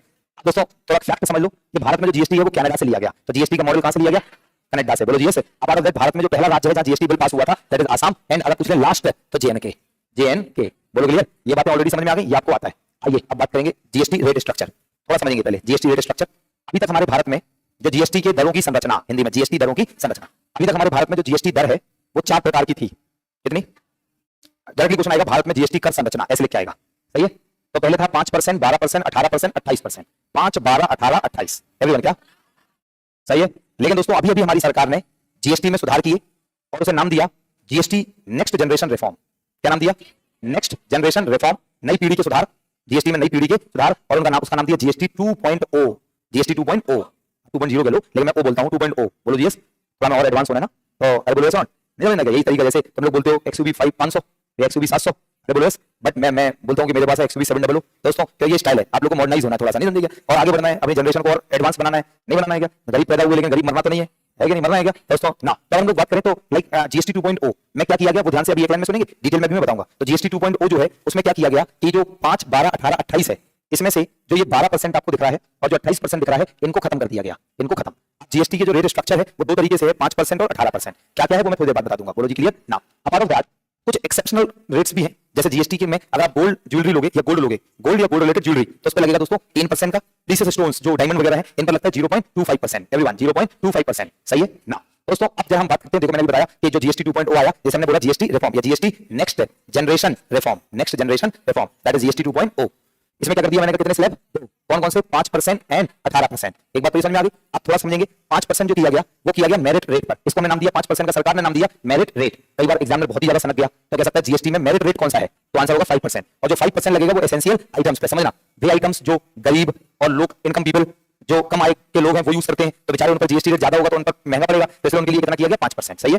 18% को बोला गया स्टैंडर्ड रेट। तो जीएसटी में दो रेट बनाए गए, merit rate 5%, standard rate 18%। Standard rate अन्य वस्तुओं पर लगेगा, एसेंशियल के अलावा अन्य वस्तुओं पर ना। इसके अलावा 40% का इन दो के अलावा, 5 और 18 के अलावा, जीएसटी 4 से 2 में कर दिया। अपार्ट ऑफ दैट एक 40% का और रेट इंट्रोड्यूस किया गया। कितने परसेंट? 40। लेकिन जो 40% का जीएसटी रेट इंट्रोड्यूस किया गया, ये जीएसटी रेट इंट्रोड्यूस किया गया ऑन द लग्जरी गुड्स, जैसे आप महंगी वस्तुएं खरीदो, महंगी कार खरीदो, एप्पल आईफोन खरीदो, इन सब पे कितना लगेगा 40%, और इसको नाम दिया गया डीमेरिट रेट। डीमेरिट रेट सिन गुड्स, फिलहाल अभी अल्कोहल पे तो है नहीं, मैंने कहा सिन गुड्स का मतलब है अल्कोहल, टोबैको, सिगरेट्स, अरे बोलो ऐसे जो हमारे मानव शरीर को नुकसान पहुंचाते हैं, तो उसे बोलते हैं सिन टैक्स। तो सिन गुड्स पर लगेगा सिन, देखो सिन मतलब पाप, अगर हम शराब पी रहे हैं, सिगरेट पी रहे हैं, गुटखा खा रहे हैं, ये सब पाप है एक तरीके से, तो उस पर लगेगा कोई टैक्स, तो उसे बोलेंगे सिन टैक्स, राइट ना। तो हमारे देश में जो सिन गुड्स हैं, ये जो डीमेरिट गुड्स हैं, इनको बोलते हैं डीमेरिट, जो नुकसान दे, टोबैको, पान मसाला, बोलो जी ऐसे, इन सब पर जो जीएसटी रेट होगा वो कितना होगा 40। फिलहाल समझ में आ गया। Part of that, और ये देखो अभी मैंने बताया कि 279A में जीएसटी काउंसिल को परिभाषित किया गया, जिसके बारे में बताने जा रहा हूं। तो ये जो जीएसटी काउंसिल है इसकी समय समय पर बैठक होती है। जीएसटी काउंसिल को मैं यहीं पे समझा दूं एक लाइन में, तो जीएसटी काउंसिल, जीएसटी परिषद, सिर्फ दो शब्द बोलूंगा और दो लाइनें यूज करूंगा, बस उतना ही काफी है। फिर जीएसटी काउंसिल को हम डिटेल में भी पढ़ेंगे अभी, लेकिन फिलहाल जीएसटी काउंसिल है क्या, अगर ये बोलना हो मुझे तो मैं बोलूंगा कि भारत में किस वस्तु को जीएसटी में कितने प्रतिशत रेट होना चाहिए और किस वस्तु को जीएसटी में शामिल करना है, किसे जीएसटी से बाहर करना है, ये सारी जिम्मेदारी जीएसटी परिषद की है। बताओ समझ में आया या नहीं आया, समझ गए। तो जीएसटी परिषद क्या करती है, जीएसटी दरों को निर्धारित करने का काम जीएसटी परिषद का है। बोलो जय हो, समझ में आ गया दोस्तों। इस बोतल पर कितने परसेंट जीएसटी होगा, अबे करो बोलो नहीं, मां पूछ नहीं रहे, सेंटेंस बोल रहा है। मैंने कितने परसेंट हो गया, इतने परसेंट। दोस्तों इस पंखे पर जीएसटी कितने परसेंट होगा, इस शर्ट पर जीएसटी कितने परसेंट होगा, इस मोबाइल फोन पर कितने परसेंट होगा, दोस्तों इस टीवी पर कितने परसेंट होगा, ये तय करेगा जीएसटी परिषद। बोलो क्लियर। तो समय समय पर जीएसटी परिषद की मीटिंग होती है। तो अभी अभी दोस्तों हमारी एक 56वीं जीएसटी परिषद की मीटिंग हुई, उसमें जीएसटी में जीएसटी 2.0 लाया गया। तो यह भी पूछा जा सकता है कि जीएसटी 2.0 या जीएसटी संबंधी सुधार किस जीएसटी परिषद की मीटिंग में हुए, तो आंसर होगा 56वीं। बोलो जी आनंद आ रहा है, एक एक लाइन एकदम क्रिस्टल क्लियर होनी चाहिए। बोलो जी, ऐसा तो नहीं है सिर्फ मेरे लिए ही हो रहा है क्लियर, क्लियर के ऑल क्लियर, मतलब ऑल क्लियर, एक बार क्लियर हुआ तो ऑल क्लियर है। अरे दोस्तों ऑल क्लियर मतलब अच्छा जमा हुआ है लेकिन कॉन्सेप्ट क्लियर है, ऑल क्लियर तो ऑल क्लियर सब साफ हो गया इससे दोस्तों ना। तो इतनी बातें इस पे और करेंगे, अभी इसको अलग से पढ़ेंगे, लेकिन पहले जीएसटी काउंसिल पढ़ते हैं, पहले जीएसटी काउंसिल पढ़ते हैं ना, पहले जीएसटी काउंसिल। बहुत प्यार से पढ़ो दोस्तों, इतने डिटेल में मैं कभी सोचता नहीं था कि मैं तुम्हारे बैच में जीएसटी पढ़ाऊंगा, लेकिन चूंकि संडे है, मूड चल रहा है, मैं पढ़ा देते हैं दोस्तों, नहीं तो मैं 2 4 5 10 बातें बताता बस खत्म कर देता, लेकिन थोड़ा ध्यान सुन लो, बहुत गहराई में पढ़ रहे हैं, एक एक बात क्रिस्टल क्लियर करते हुए, राइट। जीएसटी परिषद, पहला पॉइंट, जीएसटी परिषद अनुच्छेद नंबर 279A में आती है, 279A। दूसरी बात, जीएसटी संबंधी किस वस्तु को शामिल करना है जीएसटी में, जीएसटी के दायरे के अंदर रखना है, इसे जीएसटी दायरे के बाहर, इसका निर्णय फाइनली अंतिम रूप से कौन लेगा, जीएसटी काउंसिल लेगा, जीएसटी काउंसिल लेगा, राइट। कह रहे हैं सर जी इतना क्लियर हो गया कि अब नींद में भी इकोनॉमिक्स ही चलेगी, राइट। दोस्तों ऐसा ही होता है क्या, ऐसे हर कोई ना कोई एक दिन दोस्तों बताए बोलते ही रहता है ऐसे, तो मुझे पता नहीं कि ऐसा तुम लोग मजे में बोलते हो कि बहुत सीरियस बोलते हो, हैं मतलब पिछले कुछ दिनों से इकोनॉमिक्स की क्लास चल रही, तो इकोनॉमिक्स का नशा सा हो गया होगा आप लोगों को। बोलो यस, एकदम झूमते हुए इकोनॉमिक्स में, घर पे भी क्वेश्चन लग रहे होंगे इकोनॉमिक्स के, बोलो यस, खाते पीते भी विचार आते होंगे इकोनॉमिक्स के, और चलता होगा मैं भी कैसे पैसा कमाऊं जल्दी जल्दी सर की तरह। अरे मुझे पता है तुम लोग क्या सोचते हैं, सोचते जल्दी से नौकरी लगे फिर सर से मुलाकात करेंगे, सर बताइए कैसे पैसा बढ़ाया जाए मेरा, सब है चलता रहेगा। तो मेरे प्यारे साथियों अगर हम बात करें आगे सुनो, किस वस्तु को जीएसटी के दायरे में रखना है, किसको जीएसटी के बाहर। नंबर 2, किस वस्तु पर कितने प्रतिशत जीएसटी होगा, ये सारे निर्णय कौन लेता है, जीएसटी परिषद। तो देखो जीएसटी रेट्स, दरों एवं किस वस्तु को जीएसटी के अंतर्गत सम्मिलित करना है या बाहर करना है, सही है। अब आपको सुनना होगा और समझना होगा, पेपर में आता है, दैट इज कॉल्ड जीएसटी परिषद के सदस्य। नंबर 1, जीएसटी परिषद के सदस्य में जो चेयरमैन है जीएसटी परिषद के अध्यक्ष, वो है दोस्तों वित्त मंत्री। तो जो भी भारत में वित्त मंत्री होगा वो जीएसटी परिषद के अध्यक्ष हो जाएंगे। साथ में आपने पढ़ा है, जब आपने काउंसिल ऑफ मिनिस्ट्री पढ़ी पॉलिटी में, तो आपने पढ़ा होगा कि हर मंत्रालय को असिस्ट करने के लिए एक मिनिस्टर ऑफ स्टेट भी होता है, जैसे हम बोलते हैं सेंट्रल मिनिस्टर ऑफ स्टेट, केंद्र राज्य मंत्री बोलो होता है। तो जो जीएसटी में नहीं, जो वित्त मंत्री है नहीं, जो वित्त मंत्रालय है उसी को असिस्ट करते हैं, that is central minister of state with finance. Hindi में बोलते हैं केंद्र राज्य वित्त मंत्री, हिंदी में केंद्र राज्य वित्त मंत्री। पंकज चौधरी है शायद अभी, तो अगर if I am not wrong, तो अगर हम बात करें तो पंकज चौधरी ही है, देख लेते हैं दोस्तों। तो अगर हम बात करें ministry of finance, ministry of finance, नहीं सीधी सी बात है, ऐसे क्या करने, एक ही काम करते हैं, जीएसटी काउंसिल, लो सीधा ही निकालते हैं मेंबर्स। तो दोस्तों पंकज चौधरी ही है मेरे, जहां तक मुझे मेरे जहन में है। तो मैं तो जीएसटी काउंसिल की वेबसाइट नहीं आई क्या, ऊपर है, देखो जीएसटी काउंसिल मेंबर्स, ये देखो जीएसटी काउंसिल की वेबसाइट ही खोल दी मैंने दोस्तों, ये देखिए पंकज चौधरी। तो अगर हम बात करें तो देखो गवर्नमेंट ऑफ इंडिया, इसे पढ़ो आप, केंद्र सरकार की तरफ से सिर्फ 2 लोग हैं, एक यूनियन मिनिस्टर ऑफ फाइनेंस, और दोस्तों ये चेयरपर्सन है जीएसटी काउंसिल की लिखा है, और ये लिखा है union minister of state with finance, केंद्र राज्य वित्त मंत्री, बोलो क्लियर। नंबर 3, हर स्टेट से जो स्टेट के वित्त मंत्री होंगे या जो स्टेट के किसी स्टेट में कर मंत्री बनाए जाते हैं, या कोई भी एक बंदा जो वहां का चीफ मिनिस्टर नॉमिनेट करेगा, वो बंदा जीएसटी परिषद में होगा। फिर से सुनेंगे, केंद्र की तरफ से सिर्फ 2 लोग हैं, वित्त मंत्री, केंद्र राज्य वित्त मंत्री, बाकी हर स्टेट से एक बंदा, वो वहां का वित्त मंत्री हो, कर मंत्री हो, या कोई और मंत्री जो वहां के सीएम द्वारा मनोनीत, राइट दोस्तों। जैसे आंध्र प्रदेश से ये हो गए, ये देखिए हर राज्य से एक बंदा, सब में लिखा होगा ऐसे सब, तो हर राज्य से एक बंदा, बोलो जीएस नॉट। तो जो बिहार के केंद्र राज्य वित्त मंत्री होंगे इस समय पंकज चौधरी, वो सॉरी सम्राट चौधरी, तो बस यहाँ पे सम्राट चौधरी बिहार से होंगे, बोलो जीएस। ये तो टीटीटी चल रहा है, एसटीटी, इसका मतलब इस पेज पे होना चाहिए। आंध्र प्रदेश के बाद आंध्र प्रदेश, असम, बिहार, ये देखो। तो विजेंद्र प्रसाद यादव को भेजा जाएगा, कमर्शियल टैक्स डिपार्टमेंट के पास है ना, तो इनको भेजा गया। मैंने कहा जरूरी वित्त मंत्री जो सीएम नॉमिनेट करे। चलो दोस्तों अगर हम बात करें जीएसटी परिषद की, तो जीएसटी परिषद के बारे में थोड़ा और सीखो। जीएसटी आगे आ जाओ, तो जीएसटी परिषद के बारे में आगे आ जाओ बेटे, थोड़ा आगे आ जाओ, तुम क्यों मत चिल्ला रहे तुम दोस्तों। जीएसटी परिषद में थोड़ी और बातें सीखो, जरा ध्यान से सुनो कि जब जीएसटी परिषद क्या करेगा, जीएसटी की दरों को निर्धारित करेगा। आगे बुलाया है तो मान ही रहे यार, तुम इसे कह रहे, आगे आ जाओ दोस्तों। जो जीएसटी परिषद है, प्लीज फोकस, जीएसटी परिषद जीएसटी दरों, इसको आगे बैठा लो, जीएसटी परिषद जीएसटी दरों को निर्धारित करता है, जल्दी बोलो हाँ। अब जब जीएसटी दरों को निर्धारित किया जाएगा, ऑनलाइन सारे लोग फोकस करेंगे, जब जीएसटी दरों को निर्धारित किया जाएगा तो क्या वोट डलेंगे कि नहीं, या जैसे इस बोतल को जीएसटी के अंदर लाना या बाहर, दोस्तों क्या वोट डलेगा। तो याद रखना जो केंद्र के सदस्य हैं इनके पास सिर्फ 1/3 वोटिंग राइट है, 1/3, 33.33%, जो 2/3 वोटिंग राइट है वो राज्य के सदस्यों के पास है। तो बताओ जीएसटी परिषद में ज्यादा शक्तियां केंद्र को दी गई या राज्य को। और नेक्स्ट और बहुत इंपॉर्टेंट बात, कि केंद्र के सदस्यों के पास 33% वोटिंग राइट है, वहां 66%, 1/3 और 2/3, लेकिन और समझो कि जो अंतिम निर्णय होगा वो जब होगा यदि 75% या उससे अधिक के मताधिक मत हैं। तो नहीं समझ पाए, वोटिंग परसेंटेज यस कितना होना चाहिए, 75%, नहीं समझ पाए, मतलब अगर दोनों के वोट मिलाकर 75% लोग हाँ करते हैं तब जीएसटी परिषद में वो निर्णय लिया जाएगा। तो लुक एट दिस, ये बात तो सबको समझ में आ गई। एक वन मेंबर ना, ये वोटिंग राइट, सेंटर के पास 1/3, स्टेट के पास 2/3, 75% की मेजॉरिटी। और दोस्तों जीएसटी परिषद का हेडक्वार्टर कहां है, new Delhi. That's all about GST परिषद। बोलो आनंद आया, बोलो बेटा। नहीं फिर बोलो अनब्रांडेड और ओपन ऑब्जेक्ट, नहीं राइट। ओपन आइटम्स पर तो जीएसटी जनरली माफी है, पहले 0% था, एक जीएसटी का हिडन रेट भी है 0%, जैसे खुला आटा, खुली दालें, इन सब पर जीएसटी नहीं है, राइट। और अनब्रांडेड मतलब कोई कंपनी का नहीं है, तो जीएसटी लगेगा किसके नाम, जब उसमें कंपनी का नाम ही नहीं लिखा गया है ना। तो अगर वो कंपनी है, तो सरकार ने कहा मैंडेटरी है जीएसटी रजिस्ट्रेशन, तो अब हम कहेंगे कि हर एक को लगता है, तो कोई अनब्रांडेड कुछ होता ही नहीं है। अब तो तुम्हारी लोकल लैंग्वेज में होता है ब्रांडेड और अनब्रांडेड, लेकिन अनब्रांडेड एक्चुअली कोई प्रोडक्ट होता ही नहीं है, हर प्रोडक्ट का कोई ना कोई ब्रांड है। तो लगता है कि जो लोकल शर्ट है तो वो अनब्रांडेड होगी, तो लगता है लेवाइस और वेनोसन की शर्ट होगी तो वो ब्रांडेड है। तो तुमने और हमने बना लिया कि ये ब्रांडेड या अनब्रांडेड, लेकिन आप सोच के देखो जो छोटी कंपनी है वो भी तो कोई ब्रांड ही है। तो ब्रांड और अनब्रांड जो तुम सोचते वैसा नहीं होता, ब्रांड हर ब्रांड चीज होती है। ब्रांड का मतलब होता है कंपनी, ब्रांड का मतलब कंपनी, राइट। तो कोई भी अगर ऐसा है कि ऐसा तो कुछ भी नहीं है, अगर हम इस पंखे के लिए लोहा भी खरीदेंगे तो वो भी किसी ना किसी कंपनी से आ रहा होगा और उस पर भी जीएसटी लगेगा। तो अनब्रांडेड कुछ नहीं होता। लेकिन जो ओपन आइटम्स आपने कहा, जो गरीबों से गरीब जो लोग यूज करते हैं items, poorest of the poor, तो उनके लिए 0% जीएसटी है। तो अगर कोई मुझसे बहुत ज्यादा गंभीरता से बात करेगा, एग्जामिनर इतनी गंभीरता से बात नहीं करता, क्योंकि दोस्तों वैसे मैं बोलता हूं, तुम लोगों को नहीं बताया, लेकिन मैं बोलता हूं कि पहले जीएसटी की दरें 4 नहीं 5 थी, तो मुझे लगता है 5, 12, 18, 28 नहीं, मुझे लगता है 0% भी है, दैट इज 0, 5, 12, 18, 28। लेकिन लोग सोचते हैं 0% का मतलब है नो टैक्स। लेकिन अब आप मेरे से एक बात सुनो, जैसे मैं बोलूंगा 0% जीएसटी है, तुम सब लोग 0% मतलब नो टैक्स, लेकिन दोस्तों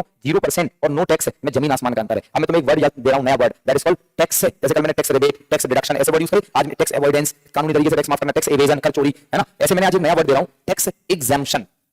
टैक्स एग्जैम्पशन दोस्तों एक नया वर्ड सिखाता हूं आपको, कहां सिखाऊंगा, यहां एक नया वर्ड है, दैट इज कॉल्ड, तुम्हारे लिए नया वर्ड है, इकोनॉमी का नया वर्ड नहीं है। टैक्स एग्जैम्पशन मतलब है कर माफ, ये लो कर माफ, दैट इज टैक्स एग्जैम्पशन, कर माफ। दोस्तों अगर कोई चीज करके दायरे में ही नहीं आती, करके मतलब उसके ऊपर कोई टैक्स लगता ही नहीं है, उसे कहेंगे टैक्स एग्जैम्पशन। बोलो क्लियर, राइट। ध्यान सुनना, एक तो होता है 0% जीएसटी रेट है और एक है टैक्स एग्जाम्पशन। दोनों में अंतर है, मुझे समझ गए। जैसे खुला आटा, खुला वो टैक्स एग्जाम्पशन नहीं है, ये हम कह ले है या नहीं मुझे तो एक्जेक्टली नहीं पता, लेकिन मैंने ये जरूर पढ़ा कि 0% जीएसटी है, तो मतलब है, समझना। एक है खुला आटा, अगर खुला आटा टैक्स के दायरे में नहीं आता, मतलब उस पर टैक्स लगाने का सरकार का कोई प्रावधान है ही नहीं, that is called tax. Point number 2, खुला आटा टैक्स के दायरे में तो आता है, टैक्स तो लगता है, लेकिन जीएसटी रेट 0% है, तो क्या 0% को हम टैक्स एग्जाम्पशन मानेंगे? दैट इज 0% है उस पे। आपका जवाब बोलो जी, क्लियर? चलो दोस्तों आप एक बात और सीखो कि मैंने अभी थोड़ी देर बाद मैंने कहा, सारे लोग ऑनलाइन थोड़ा समझना, मैंने कहा फिर मैं जीएसटी को खत्म करके आगे बढ़ रहा हूं, मैंने कहा कि सभी अप्रत्यक्ष करों को खत्म करके एक नया अप्रत्यक्ष कर बनाया गया जैसे जीएसटी बोलते। तो आखिर कौन कौन से अप्रत्यक्ष कर, राइट? तो हमने देखा जीएसटी 3 प्रकार का है, टीजीएसटी, एसजीएसटी, आईजीएसटी, सही है? तो दोस्तों सर्विस टैक्स, केंद्र उत्पादन शुल्क, सेस और सरचार्ज, सब आपको पता है। इन तीनों को मिलाकर बना दिया गया सीजीएसटी। कोई समस्या? दोस्तों बस इनके नाम याद रखो, जो आते हैं ठीक है, नहीं आते उनके बस नाम पढ़ लो, क्योंकि वो काम के होते तो मैं बता देता, कॉमन सेंस। दोस्तों वैट जैसे पहले सेल्स टैक्स कहते थे, मंडी में जब अपना गल्ला बेचने जाते थे तो आता था परचेज टैक्स, एक लाइन में बताते भी चल रहे हैं। मनोरंजन कर, मूवी शूवी देखने जाते थे, महंगी वस्तुओं पर स्टेट गवर्नमेंट लगाती थी लग्जरी टैक्स, जब इसको बोलते हैं हिंदी में चुंगी कर, एंट्री टैक्स, मैंने लिखा है चुंगी कर।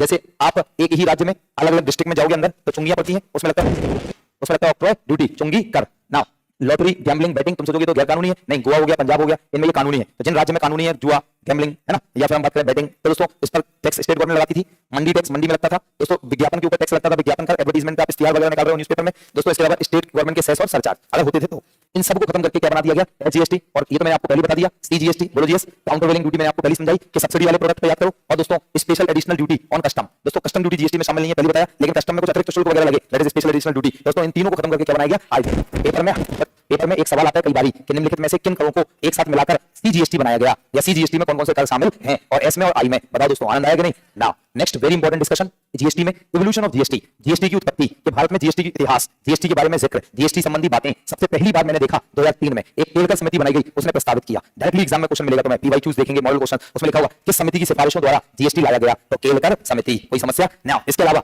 2006 में जब बजट स्पीच दी पी चिदंबरम साहब ने, तो उन्होंने एक नया टैक्स बताया 2006 में। उन्होंने कहा, जीएसटी नाम नहीं था उसका, उन्होंने कहा कि हम एक national goods and service tax लेकर आएंगे, national goods and service tax लेकर आएंगे।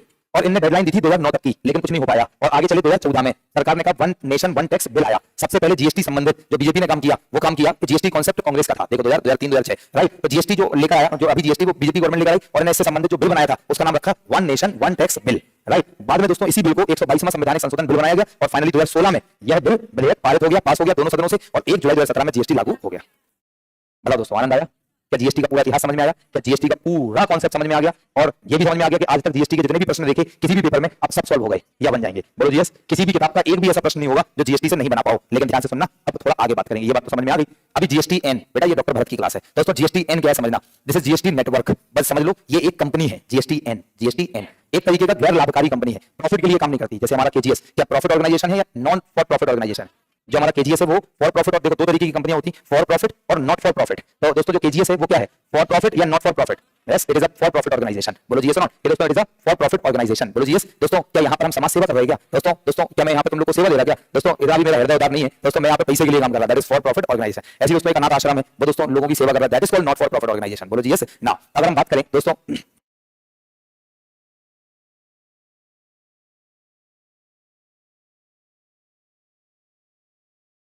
दोस्तों वो बात अलग है कि जो हमारे खान सर हैं वो दोस्तों आप लोगों के लिए बहुत उदार हैं, और वो आपको बस सस्ते अमाउंट पर समाज सेवा ही कर रहे हैं एक दूसरे तरीके से। बोलो जी तो नॉट। लेकिन टेक्निकली हमने बताया टेक्निकली, लेकिन जो सर का भाव है वो तो नॉट फॉर प्रॉफिट ऑर्गेनाइजेशन का ही है। बोलो जी तो not. So this is called, तो जो जीएसटी एन है this is not for profit organisation है। मतलब क्या समझना, तो जीएसटी का जितना भी आईटी रिलेटेड काम है, इन्फॉर्मेशन टेक्नोलॉजी, आईटी रिलेटेड काम, जैसे आप आजकल जीएसटी नंबर चाहिए तो आपको पहले ऑनलाइन जीएसटी नंबर के लिए अप्लाई करना पड़ेगा, आपको ऑनलाइन ही जीएसटी नंबर मिलेगा। तो जो जीएसटी के लिए आप रजिस्ट्रेशन करते हो, जैसे मैंने बताया कि मैं अपनी कंपनी की तरफ से सेवा देता हूं, ये लोग मुझे जीएसटी देते हैं दोस्तों, मुझे मैं मतलब मेरा सीए हर महीने जीएसटी की रिटर्न फाइल करता है, और दोस्तों मेरी जो टीम है वो जीएसटी की पेमेंट कर रही होती है। तो अगर मुझे जीएसटी की रिटर्न फाइल करनी है या जीएसटी की पेमेंट करनी है, जीएसटी के लिए पंजीकरण कराना है, ये सारे काम ऑनलाइन होते हैं और जीएसटी नेटवर्क देखता है। So this is called GST N. क्या बात समझ में आई? तो नॉट फॉर प्रॉफिट है, जीएसटी संबंधित आईटी काम, जीएसटी पंजीकरण, जीएसटी की रिटर्न फिलिंग, जीएसटी पेमेंट, ये सब कहां होती है? GST N. यह एक कंपनी अधिनियम 2013 में सेक्शन 8 में शामिल है। जितनी भी कंपनियां अभी बताना चाहूंगा कंपनी अधिनियम 2013 के खंड 8 में है, वो सारे नॉट फॉर प्रॉफिट ऑर्गेनाइजेशन है। इज इट ऑल राइट दोस्तों? जैसे मैं यहाँ पे लिखूं जीएसटी, बस इतना लिखूंगा, मैं कुछ नहीं लिखूंगा। ये देखो दोस्तों, ये है जीएसटी की पोर्टल, ये जीएसटी की portal, goods and service tax, right? यहाँ पर देखो सेवाएं, सर्विसेज, रजिस्ट्रेशन, पेमेंट, रिफंड, ये सब ई वे बिल क्या बताऊंगा दोस्तों,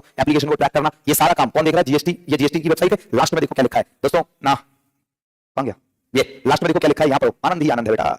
this is doctor Bharat class. दोस्तों ये वेबसाइट किसने बनाई? जीएसटीएन, दोस्तों इसको goods and service tax network, बोलो जी यस। तो ये जो वेबसाइट किसने बनाई? जीएसटीएन ने बनाई। तो दोस्तों अगर हम बात करें, ये देखो लिखा भी है जीएसटीएन, लिखा designed and developed by GSTN. तो व्हाट द जीएसटीएन? तो जीएसटी का और जीएसटी का आईटी रिलेटेड काम कौन सी कंपनी देखती है? जीएसटीएन। एन बोलो तो नेटवर्क। आनंद आया? कभी मौका मिले आपको, मैं नहीं पढ़ा रहा, कभी मौका मिले, अच्छा चलो थोड़ा सा मैं ये दो चीजें तो नहीं बताऊंगा, लेकिन मैं थोड़ा टिका नहीं लिया, और इतने में इतना ही मिलता है, ये भी याद रखना है दोस्तों। 1 लीटर दूध का प्राइस अगर 60 रुपए है तो 30 रुपए में आधा लीटर ही मिलेगा ना है। और मैं तुम्हें तो दोस्तों 1 लीटर पूरा नाप के दे दिया, थोड़ा सा खाली छोड़ रहा हूं बस, बोलो जैसा नहीं समझ ले क्या है। तो दोस्तों क्या ही जान ले लो, लेट ले आओ। आइए बात करते हैं जीएसटी 2.0, जैसे बोला जीएसटी का नेक्स्ट जनरेशन रिफॉर्म, चाहे जीएसटी रिफॉर्म कह लो या जीएसटी नेक्स्ट जनरेशन रिफॉर्म, बोलो जी यस। इसमें 2 सिलेक्ट कर दिए, 5 और 18। पहले क्या थे? 12% एंड 28%, इन दोनों को क्या कर दिया? खत्म कर दिया। और कब से लागू हुआ ये तुम्हारे लिए बन गया वेरी इंपॉर्टेंट, राइट, 22 सितंबर 2025। मैंने कह दिया इंपॉर्टेंट मतलब इंपॉर्टेंट, जाओ जिंदगी जी लो, कमाने सुन। और किसमें? 56वीं, याद रखना किसमें? 56वीं जीएसटी परिषद की मीटिंग में, 56वीं जीएसटी परिषद। और ये जीएसटी 2.0 कब से लागू हुआ? 22 सितंबर। ये इसके 7 पिलर्स हैं, 7 स्तंभ हैं दोस्तों। ये 7 के 7 तो तुम्हें रटने हैं, मैं कुछ नहीं कर सकता। अगर मान लो बहुत ही लंबा, इतने तुम्हारे एग्जाम के लेवल नहीं है एक इतना डेप्थ में पूछना, लेकिन मान लो आ जाए एग्जाम में पढ़ाई जाए तो जीएसटी 2.0 के 7 स्तंभों में इनमें से कौन सा स्तंभ है या नहीं है। तो बस ऐसे ही समझ लो कि जीएसटी की सफलता पर निर्माण, उचित प्रावधान के लिए दरों को तर्कसंगत बनाना, प्रौद्योगिकी के माध्यम फाइलिंग को सरल बनाना, उपभोक्ता को पहले रखना, एमएसएमई एवं निर्माताओं को सशक्त बनाना, मजबूत राज्य मजबूत भारत, कम दरें उच्च व्यय, राइट।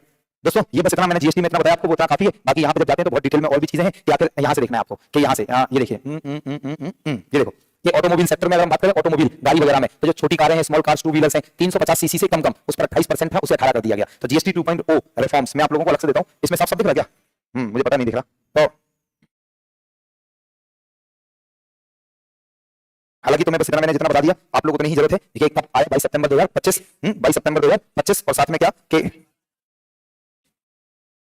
भैया नीतीश इसको जरा इसको क्लिक करके लगाओ।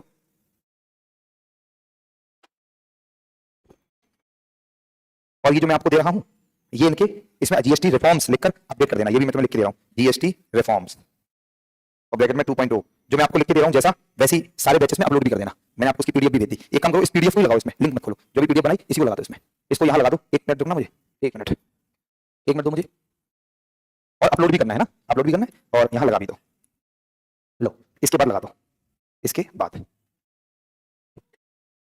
मिनट रुकना, यहाँ लगा दो, तो जल्दी लगाना फास्ट। दोस्तों क्या जीएसटी 2.0 थोड़ा बहुत समझ में आ गया? जो सबसे मेन है वो क्या है कि 4 दरों को खत्म करके 2 दर कर दी गई 22 सितंबर 2025। और दोस्तों जीएसटी परिषद की 56वीं मीटिंग में, सही है। बाकी दोस्तों मैं क्या बताने जा रहा हूं? मैं बताने जा रहा हूं कि जीएसटी दरों में बहुत सारी फेरबदल हुए। आप बताओ 12% और 18%, कॉमन सेंस, इतनी पतली बुद्धि होनी चाहिए कि 12% और 18% अगर किया गया, 12% और 18, तो दोस्तों कॉमन सेंस है कि बहुत सारे टैक्सेस को यहाँ किया गया होगा, जिस पर 12 लगता होगा या उसे 5 में डाला होगा या 18 में डाला होगा। जैसे 28 है उसे या तो 18 में डाला हो या तो 5 में डाला हो या खत्म किया हो, कुछ तो किया होगा, या दोस्तों जो 40% का नया टैक्स भी है उसमें डाल दिए हो, बोलो जी यस। तो आखिर किसमें क्या किया गया वो बताऊंगा, चलिए थैंक यू। और इसी फाइल को अपडेट भी कर दो।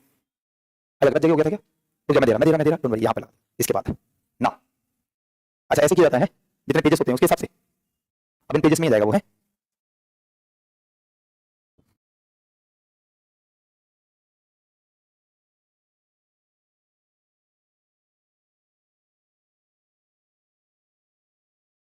सही है, थैंक यू यार, नाइस, वेरी नाइस। देखो दोस्तों, this is GST reforms 2025 common man boost for business. दोस्तों इसकी टैगलाइन है, ये रिफॉर्म की टैगलाइन है। कभी-कभी बहुत अच्छे एग्जाम में ऐसे सवाल भी आते हैं कि जीएसटी रिफॉर्म 2025 की टैगलाइन तो है relief for common man boost for business. ठीक है चलो, जीएसटी सिंपलीफाइड हो गया 2 स्लैब में 5 और 18। जीएसटी रिफॉर्म में जो हाउसहोल्ड एसेंशियल्स हैं, जैसे मैंने मेरिट गुड बोला, वो क्या है? 5% होगा या नहीं होगा। लाइफ सेविंग ड्रग्स मेडिसिन पर 12% से कितना कर दिया? नहीं रुको रुको रुको, आप बोलो दोस्तों, सिर्फ मैं बोल रहा हूं, आप सिर्फ सुनो। जो लाइफ सेविंग ड्रग्स है मतलब जीवन को अच्छा करने की जो दवाइयां हैं, या जो दवाइयां बस याद रखो, दवाइयां जो 12% था उसको कर दिया गया निल, या 12% को कर दिया गया 5। मतलब बहुत सारी दवाइयों पर जो 12% जीएसटी लगता था या तो वो हो गया निल या वो हो गया 5%। बहुत अच्छा पॉइंट मिल गया डायरेक्टली हमें। Then 2 wheelers, small cars, TVs, ACs, cement, पहले 28% था, अब 28 से कर दिया गया 18%। डायरेक्टली एग्जाम में सवाल आएगा और आप उस दिन मुझे याद करोगे, जिस दिन पेपर में लिखा होगा, मुझे दिख रहा है तुम्हारा पेपर भी, और अभी से एक क्वेश्चन लीक कर रहा हूं कि सीमेंट पर नए जीएसटी दर कितने प्रतिशत है, तो 18%। आनंद आएगा दोस्तों। और आपको पहले भी जो लोग पुराने कुछ बच्चे बैठे वो जानते हैं, जिस क्वेश्चन पे मैंने बोल दिया कि ये छपा है तुम्हारे पेपर में, तो मतलब छपा है नहीं मिला था, हमारे स्टूडेंट ये भी जानते हैं। कितने बच्चे ऐसी बात जानते हैं? हाथ ऊपर करें। जानते हैं ना ये बात, पहले भी हो चुकी नहीं घटना। तो सीमेंट वाला तैयार रखो, इस बार पेपर में आएगा, और जब आए तो बोल देना भरत बाबा की जय। एग्जाम में बैठ कर, अभी नहीं, एग्जाम में बैठ कर याद कर लेना मुझे, समझ आइए कि नहीं? सब दिखता है मुझे भाई, तो आप पूरा पेपर डिस्क्लोज कर सकता हूं, लेकिन करूंगा नहीं। पहले पेपर डिस्क्लोज करना और पेपर लीक करना एक ही बार है ना भाई। तो दोस्तों ऐसे कैसे लीक कर दूं? I am a very serious teacher. दोस्तों याद रखना, ये भी पूछ सकते, सीमेंट नहीं पूछेंगे तो पूछेंगे स्मॉल कार्स, या पूछेंगे टीवी, एसी, 2 व्हीलर्स पर कितने परसेंट था? 28। अब कितना हो गया? 18। दोस्तों farm machine, tractor, thresher, trailer, ये नहीं आते जो खेत में जो यूज करते हैं, कृषि में, या सिंचाई इक्विपमेंट, जैसे तुम्हें अपने खेत में लगाना है चिड़िया वर्षा का प्लांट, नहीं जानते? स्प्रिंकलिंग इरिगेशन या बूंद वर्षा, ड्रिप इरिगेशन, है ना दोस्तों? उन पे पहले कितना था? 12, अब कितना हो गया? 5। देखो मैंने पहले बता दिया, टोबैको, तंबाकू, पान मसाला, एरेटेड ड्रिंक्स, एरेटेड ड्रिंक्स मतलब कोल्ड ड्रिंक्स होती है, लग्जरी गुड्स, महंगी वस्तुएं। 4 चीजें याद रखना, तंबाकू, पान मसाला, एरेटेड ड्रिंक्स, कोल्ड ड्रिंक वगैरह या लग्जरी गुड्स पर कितने हैं? 40%। ये इसकी समरी है, बस अगर आप इतना ही याद करके चले जाओ, एग्जामिनर को वैसे यही पूछना चाहिए। लेकिन दोस्तों एग्जामिनर अगर पगलाएगा तो उससे बड़ा तो पागल मैं भी हूं। दोस्तों ये लो जीएसटी के 7 पिलर्स आपके सामने हैं, पार्ट ऑफ दैट दोस्तों अब आप हम बात करेंगे जीएसटी रेट्स की। लुक एट दिस, यहां से हम शुरू करें नंबर 1 दोस्तों, फूड और हाउस होल्ड सेक्टर। मैं आपको घर पे बैठ के ये सब पढ़ते रहना, मैं नहीं पढ़ा रहा कि ultra high template UST milk, एक तो पन्नी में दूध आता है, एक दोस्तों वो टेट्रा पैक्स में आते हैं दूध, बोलो जी टेट्रा पैक दोस्तों, उसी को बोलते हैं ultra high temperature milk. Pre packed labelled छेना दोस्तों, प्री पैक्ड लेबल्ड क्या दोस्तों, डब्बा नहीं आता छेने का, छेने का तो वो वाला डब्बा हो गया। फूड आइटम्स की बात कर रही ना, छेने का डब्बा हो गया वो वाला, या पनीर आ गया पैक वाला पनीर नहीं आता अमूल सुधा का इन सब का दोस्तों, या इंडियन की ब्रेड जो ब्रेड है इस पर जीएसटी रेट कितना है, निल। सही है, तुम खुली खुली आइटम पूछ रहे थे, यहां मैं पूरा भंडारा खोल के बैठा हूं दोस्तों, बोलो यस। नाउ अब हम बात करें कि जैसे साबुन हो गया, शैम्पू हो गया, टूथब्रश हो गया, टूथपेस्ट हो गए, टेबल वेयर, साइकिल, इन सब पे कितना है 5%। दोस्तों नमकीन हो गई पैकेट वाली जो आप खाते हो, भुजिया हो गई, सॉसेस हो गए, पास्ता हो गया, चॉकलेट हो गया, कॉफी हो गया, प्रिजर्व मीट, फ्रोजन मीट नहीं आता है दोस्तों, इन पर जीएसटी पहले कितना था 12, या था 18, तो 12 और 18 था, अब इसको कितना कर दिया 5। कंज्यूमर ड्यूरेबल जैसे टीवी ये सब एसी वेसी बताया 28 से कितना हो गया 18। तो आपको दोस्तों इस तरह से याद कर लेना है कि अगर आपका एग्जाम में बिल्कुल सटिया गया हो तो वो आपसे इतने अंदर उसके पूछ लेगा, वैसे पूछना नहीं चाहिए कि दोस्तों इतने अंदर कि कोई पूछेगा यूएसडी मिल्क पर जीएसटी। लेकिन ये इस बार 2026 में 2026 का जो यूपीएससी का जो प्रीलिम्स होगा उसमें ये वाला काम छपा होगा इस बार यूएसडी मिल्क, वरना मैं 26 में पढ़ाना छोड़ दूंगा दोस्तों। तो 110% सब पता रहता है मुझे, राइट, सब पता रहता है मुझे, सब पता रहता है। मैं यही तो मेरा धंधा है दोस्तों, अपनी नजर इतनी गला के रखना कि पहले से प्रेडिक्ट कर देना क्या क्वेश्चन है, तभी दोस्तों एक मास्टर का काम है ये कि तो दोस्तों इस तरह से आपको सब कुछ रखना है। सीमेंट पे 28% से कितना 18 पढ़ लेना, 2026 के प्रीलिम्स पेपर ढूंढ लेना यूएसडी मिल्क, या लिखा होगा ऐसे लिखा होगा यूएचटी अल्ट्रा हाई टेंपरेचर, या लिखा होगा कि टेट्रा पैक वाला मिल्क, ऐसा कुछ पॉइंट होगा दोस्तों। साथ में मार्बल ग्रेनाइट इन सब पर 12 से 5 ये सब आप घर पे पढ़ेंगे, मैं इतना पागल नहीं हूं कितने से पढ़ाऊं। ऑटोमोबाइल इंडस्ट्री कृषि क्षेत्र में ट्रैक्टर पर 12% से 5, हार्वेस्टर थ्रेशर्स स्प्रिंकलर्स 12 से 5, बायो पेस्टिसाइड नेचुरल मेंथॉल पर 5। सर्विस सेक्टर में दोस्तों होटल में आप रहने जाते हो तो पहले अगर आप होटल में लेने जाते हो और एक दिन का रूम 7500 रुपए का है, 7500 तक का है तो 5% जीएसटी लगेगा, पहले 12 था,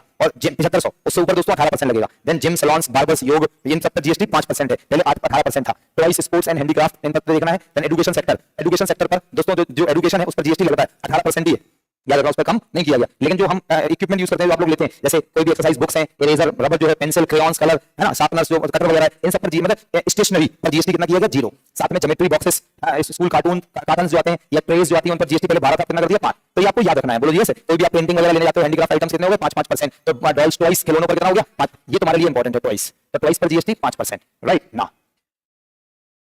दोस्तों। मेडिकल वगैरह पर ये मैं तुम्हारे लिए फिर बताता हूं, इस बार यूपीएससी बीपीएससी में भी इंपॉर्टेंट है और आपके एग्जाम में भी बहुत इंपॉर्टेंट है, बहुत इंपॉर्टेंट है। मतलब मान लो आप दोस्तों कितनी लाइफ सेविंग ड्रग्स पर जीएसटी 0% किया गया, तो 33 आंसर लिखा होगा, मार देना 33। ऐसी वस्तुएं जिस पर जीएसटी रेट 0, बस ऐसी नहीं वस्तुएं, ऐसी मेडिसिन, तो 33 लाइफ सेविंग ड्रग्स जो है दोस्तों, जीवन रक्षक हम कह रहे हैं दवाइयां, तो उस पर जीएसटी 33 दवाइयों पर कितना 0। जैसे अदर मेडिसिन जैसे आयुर्वेदा, यूनानी, होम्योपैथी, इन पर कितना 5। जैसे एक तो एलोपैथी है, एक होम्योपैथी है, एक आयुर्वेद है, एक यूनानी है, राइट, तो इन पर जीएसटी रेट 5, पहले कितना था 12। स्पेक्टिकल्स चश्मा वगैरह लेने जाते हो, गॉगल्स वगैरह, तो इस पर 28 से कितना हो गया 5। मेडिकल ऑक्सीजन वगैरह, थर्मामीटर, सर्जिकल इंस्ट्रूमेंट पे कितना हो गया, या तो 12 था या 18, अब हो गया 5 दोस्तों। जैसे हमको भी medical instrument like BP machine वगैरह वगैरह जो भी मेडिकल डेंटल और वेटरनरी डिवाइसेस पर 18 से 5 दोस्तों आपको याद करना है, बोलो वैसे। ये देखो ये बहुत इंपॉर्टेंट है और ये भी एक वेरी इंपॉर्टेंट पार्ट हो गया, जहां जहां अपन वेरी इंपॉर्टेंट लिखा पूरे में तो नहीं लिखा ना, 3-4 जगह लिखा है, वो तो इंपॉर्टेंट बनेगा दोस्तों। वो क्या है समझिए, चाहे आप लाइफ और हेल्थ इंश्योरेंस कल बात कर रहे थे हम, तो याद रखना लाइफ एंड हेल्थ इंश्योरेंस, यहां बड़ा बड़ा लिख रहा हूं मैं, हेल्थ इंश्योरेंस पर जीएसटी रेट कितना है 0, याद रखना दोस्तों। Will extend financial protection life like ये जीएसटी एग्जाम्पशन, एग्जाम्पशन मैंने अभी यूज किया था कि एग्जाम का टैक्स के दायरे के बाहर ही कर दिया, तो जीएसटी एग्जाम्पशन दोस्तों। आप लाइफ इंश्योरेंस लो, हेल्थ इंश्योरेंस लो, ये सब पर जीएसटी रेट कितना कर दिया 0। तो याद देखो लिखा भी है कि इंडिविजुअल हेल्थ इंश्योरेंस या लाइफ इंश्योरेंस अगर आप लेते हो तो 18% से निल, 18 से निल। अभी हेल्थ इंश्योरेंस और लाइफ इंश्योरेंस में 18% जीएसटी था, अब कितना हो गया निल दोस्तों। ये जीएसटी रेट्स हो गए, ये आपको पढ़ने नहीं है, ये आपके काम के नहीं है, ये यूपीएससी मेंस के लिए कि जीएसटी की दरों से नेक्स्ट जनरेशन जीएसटी रिफॉर्म से क्या क्या लाभ होंगे, तो ऐसे क्वेश्चन पूछे जाते हैं मेंस में, वो आपको क्या ही करना है, वो सब छोड़ो, ये भी नहीं दोस्तों। That's all about GST. बताइए दोस्तों आनंद आया कि नहीं? लगभग हमने 1 घंटे पढ़ा, 1.5 घंटे जीएसटी पूरा बिंदास, बोलो जी। जीएसटी में क्या आप मास्टर बन गए दोस्तों?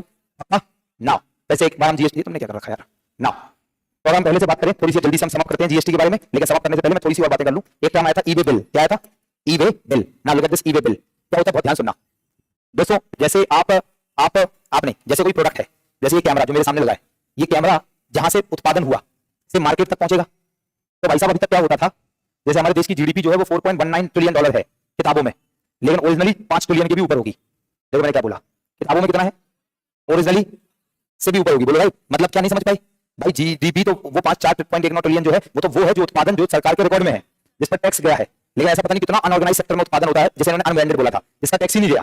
बोलो जी सर।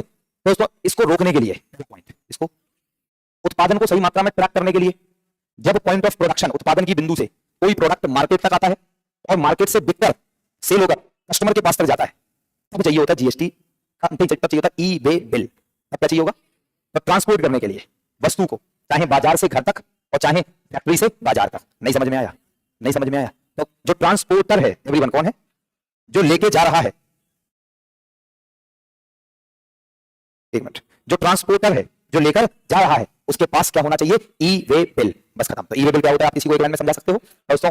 ई का मतलब है इलेक्ट्रॉनिक, बे का मतलब है रास्ता और बिल, इलेक्ट्रॉनिक है रास्ते के लिए बिल ना दोस्तों। Under GST it is required for movement of goods, मतलब ट्रांसपोर्टेशन, माल की आवाजाही। माल का मतलब वस्तु से है, वो वाला नहीं जो तुम सोचते हो, राइट। दोस्तों पार्ट ऑफ दैट रुक जाओ, इंटर स्टेट मूवमेंट और इंट्रा स्टेट मूवमेंट दोनों में चाहिए है। जो डॉक्टर भरत के नोट्स होते हैं बिल्कुल छने छनाए होते हैं, कई बार एग्जाम में ये भी पूछ सकते हैं कि e way bill is only required for, तो दोस्तों कि इंटर स्टेट और इंट्रा स्टेट दोनों के लिए, आप एक ही राज्य में एक जगह से दूसरी जगह ले जाओ या एक राज्य से दूसरे राज्य। दोस्तों दूसरी और बहुत इंपॉर्टेंट बात है, स्टार मार्क करके, अगर जो माल है, माल वो 50,000 से ऊपर की वैल्यू का है तब ई वे बिल चाहिए, उससे कम का है तो नहीं चाहिए। बोलो सीख गए। दूसरी बात इसमें क्या शामिल होता है, देखो ई वे बिल जब आप किसी कंपनी का देखोगे तो वो क्या लिखेगी, उसमें डिटेल्स ऑफ द प्रोडक्ट कि भैया इस कार्टन के अंदर क्या माल है।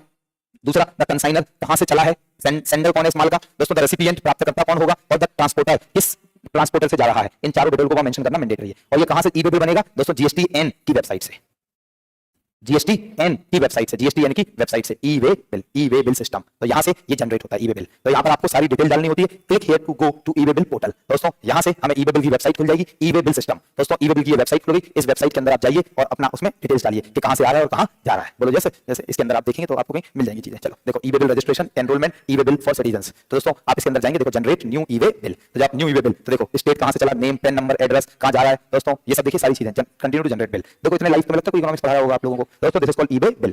साथ में इलेक्ट्रॉनिकली जनरेट होता है जीएसटीएन से, दिखा दिया आपको। यूनिक ईबीएन नंबर मिलता है, जब आप यहां पर कर लेते हैं तो एक मिलेगा ईबीएन नंबर। दोस्तों वो नंबर आपको जरूर रखना है। और अगर आपके पास ई वे बिल नहीं मिला, कोई ट्रांसपोर्टर है, पुलिस ने रोका, कल आओ भैया दिखाओ इस माल का बिल, तो नहीं मिला तो उसको 10,000 की पेनल्टी है या जितने का जीएसटी होगा।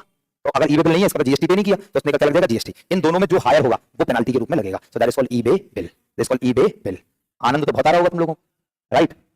दोस्तों ये समझना है, ई वे बिल में 1 अप्रैल 2018 से इंटर स्टेट ट्रेड के लिए और 15 अप्रैल 2018 से with in the state inter state trade के लिए ई वे बिल को मैंडेटरी अनिवार्य कर दिया गया है। तो अगर आ जाए कि ये आएगा नहीं वैसे तो मैं तुम्हारी जानकारी के लिए, लेकिन 1 अप्रैल 2018 से ई वे बिल मैंडेटरी है, बोलो और एक ही राज्य के लिए 15 अप्रैल। वैलिडिटी समझना है, जनरली जो ई वे बिल बनता है उसमें हर 100 किलोमीटर के लिए एक दिन मिलता है। जैसे आपको यहां से दिल्ली कोई कंसाइनमेंट ले जाना है, कोई भी प्रोडक्ट, तो मान लो यहां से दिल्ली 1100 किलोमीटर है, दोस्तों 1100 किलोमीटर के लिए आपको 11 दिन मिल जाएंगे। मतलब आप समझ गए, तो आपको 11 दिन तक वो वैलिड रहेगा। नहीं समझ पाएगा तो ऐसा एक टाइम दिया गया लगभग 100 किलोमीटर पर डे का। नहीं समझ पाया, चलो दोस्तों फिर वो इनवैलिड भी हो जाएगा। सो दिस इज द पॉइंट। वस्तुएं जिनके लिए ई वे बिल आवश्यक नहीं है, this is doctor Bharat class, come on ऐसा कोई एस्पेक्ट नहीं छूटता है क्वेश्चन का। बोलो सही। तो कभी ये भी सवाल तुम्हारे पेपर में बिल्कुल नहीं आएगा, लेकिन तो हायर एडवांस लेवल पे जाओगे तो ये भी पूछ सकते हैं कि किस आइटम के लिए ई वे बिल रिक्वायर्ड नहीं है। अब तुम सब्जी लेकर जा रहा दोस्तों, कोई किसान, तो किसान का जीएसटी नंबर होगा क्या, कोई फल वाला है तो उसका जीएसटी नंबर होगा क्या, कि सब्जी का कौन सा जीएसटी नंबर होगा। दोस्तों भाई यहाँ पे लिखा है पेरिशेबल प्रोडक्ट्स, मिल्क। क्या दोस्तों एक भैंसिया रखे हैं भैया और उससे दूध निकाल रहा है, तो जीएसटी नंबर लेकर रखेगा क्या, दूध दिया दोस्तों। तो दोस्तों मिल्क हो गया, milk product, meat, fruit, vegetables. बोलो क्लियर। यदि आप गोल्ड और सिल्वर ज्वेलरी ले जा रहे हैं, गैस सिलेंडर, रॉ सिल्क, वूल, हैंडलूम्स, जीवित एनिमल, प्लांट, तुम गाड़ी में लोड करके भैंसिया को ले जा रहे हैं, क्या कहोगे, भैंसिया का ई वे बिल दिखाओ हमें। दोस्तों पैसे लिखा मैंने जीवित एनिमल और प्लांट्स, राइट। अगली बात, विद इन द स्टेट, एक ही राज्य में गोल्ड और प्रीशियस मेटल्स 2 लाख से ज्यादा के हैं तो नीड ई वे बिल। यहाँ पर भले मैंने लिखा था गोल्ड और सिल्वर ज्वेलरी, लेकिन मैंने यहाँ नोट भी लिख दिया कि अगर आप बिहार में 2 लाख से ऊपर का ज्वेलरी आइटम ले जा रहे हैं, then you have to have a e way bill. दोस्तों यदि उस राज्य में एक ही ये नियम है, ये भी कंडीशन है कि अगर आपको बिहार में ये नियम है तो लेना पड़ेगा, नहीं तो नहीं लेना पड़ेगा। दोस्तों को बात अलग है। चलो जीएसटी कंपोजिशन स्कीम है, मैं दोस्तों इसके अंदर पढ़ना नहीं चाहता, बहुत लफड़ा है इसके अंदर। बस आप ये मान लो कि जीएसटी कंपोजिशन स्कीम कभी आप सुनो, फिलहाल तुम्हारा तो लेवल भी नहीं है, ना तो तुम्हारे एग्जाम का, ना तुम्हारे जरूरत का, लेकिन बस इतना बता देते हैं थोड़ा शॉर्ट में, सामने रायता खुली है तो क्यों ना उसको समय दिया जाए। तो अब ये जीएसटी कंपोजिशन स्कीम बस इतनी सी चीज मान लो, जैसे लाइक अभी हमारा मैंने बताया एक हमारा फूड का ब्रांड है, राइट। अभी हमारा फूड का ब्रांड बहुत बड़ा नहीं है, अभी अपने इनिशियल स्टेज पर है, 1.5-2 साल ही हुए अभी हम लोगों को, और अभी हम लोग अच्छी तरह काम कर रहे हैं, अभी थोड़ा लर्न भी कर रहे हैं, सीख भी रहे हैं और काम चल रहा है। तो हमने जीएसटी, हमने कंपोजिशन स्कीम ऑप्ट कर ली, इतना समझना। अभी मैंने तो बताया था जैसे मैं यहाँ पे आता हूँ, सर्विस देता हूँ अपनी कंपनी की तरफ से, तो हर महीने में जीएसटी की रिटर्न फाइल करता हूँ। बोलो वैसे। तो दोस्तों हमारे इंडिया के बस एक लाइन में जो छोटे सेलर्स हैं, क्या है, जो छोटी छोटी कंपनियां हैं, जिनका टर्नओवर दोस्तों 1.5 करोड़ एक साल का, जिन बस सुनना दोस्तों, मैंने कहा तुम्हारे दिमाग के ऊपर से जा सकता है, लेकिन डॉक्टर भरत जाने नहीं देगा, ये भी तुम्हें पता है। बोलो पता है ना कि अगर कुछ मैं पढ़ा रहा तो पूरा घुसा के रहूंगा दिमाग में। दोस्तों जो छोटे सेलर हैं, मतलब कोई छोटी कंपनी है जिसका 1 साल का धंधा, कारोबार, मतलब सेल, टोटल सेल, कारोबार का सेल, टोटल धंधा 1.5 करोड़ का है, और अगर वो कंपनी नॉर्थ ईस्ट में है, नॉर्थ ईस्ट या हिमाचल प्रदेश, तो सिर्फ 75 लाख। पहाड़ों के धंधे कम होते हैं दोस्तों, तो उनके लिए सिर्फ 75 लाख। तब दोस्तों ऐसे जो मैन्युफैक्चरर्स हैं और जो ट्रेडर्स हैं, व्यापारी हैं, उनके लिए ये जो सर्विस प्रोवाइडर्स हैं, लेकिन आप समझना कि, लेकिन समझना ये तो हो गया इनके लिए। और अगर हम बात करें, ये आप छोड़ो इस बात को, फिलहाल बताना याद रखो कि जो यहाँ पे लिखा मैंने स्मॉल बिजनेसेस क्या कर सकते हैं, ध्यान समझना, वो जीएसटी की कंपोजिशन स्कीम ले सकते हैं। तो जीएसटी की कंपोजिशन स्कीम के अंतर्गत जो छोटे व्यापारी हैं, अब उन्हें एक फायदा हो जाएगा, उन्हें हर महीने जीएसटी की रिटर्न नहीं भरनी पड़ेगी।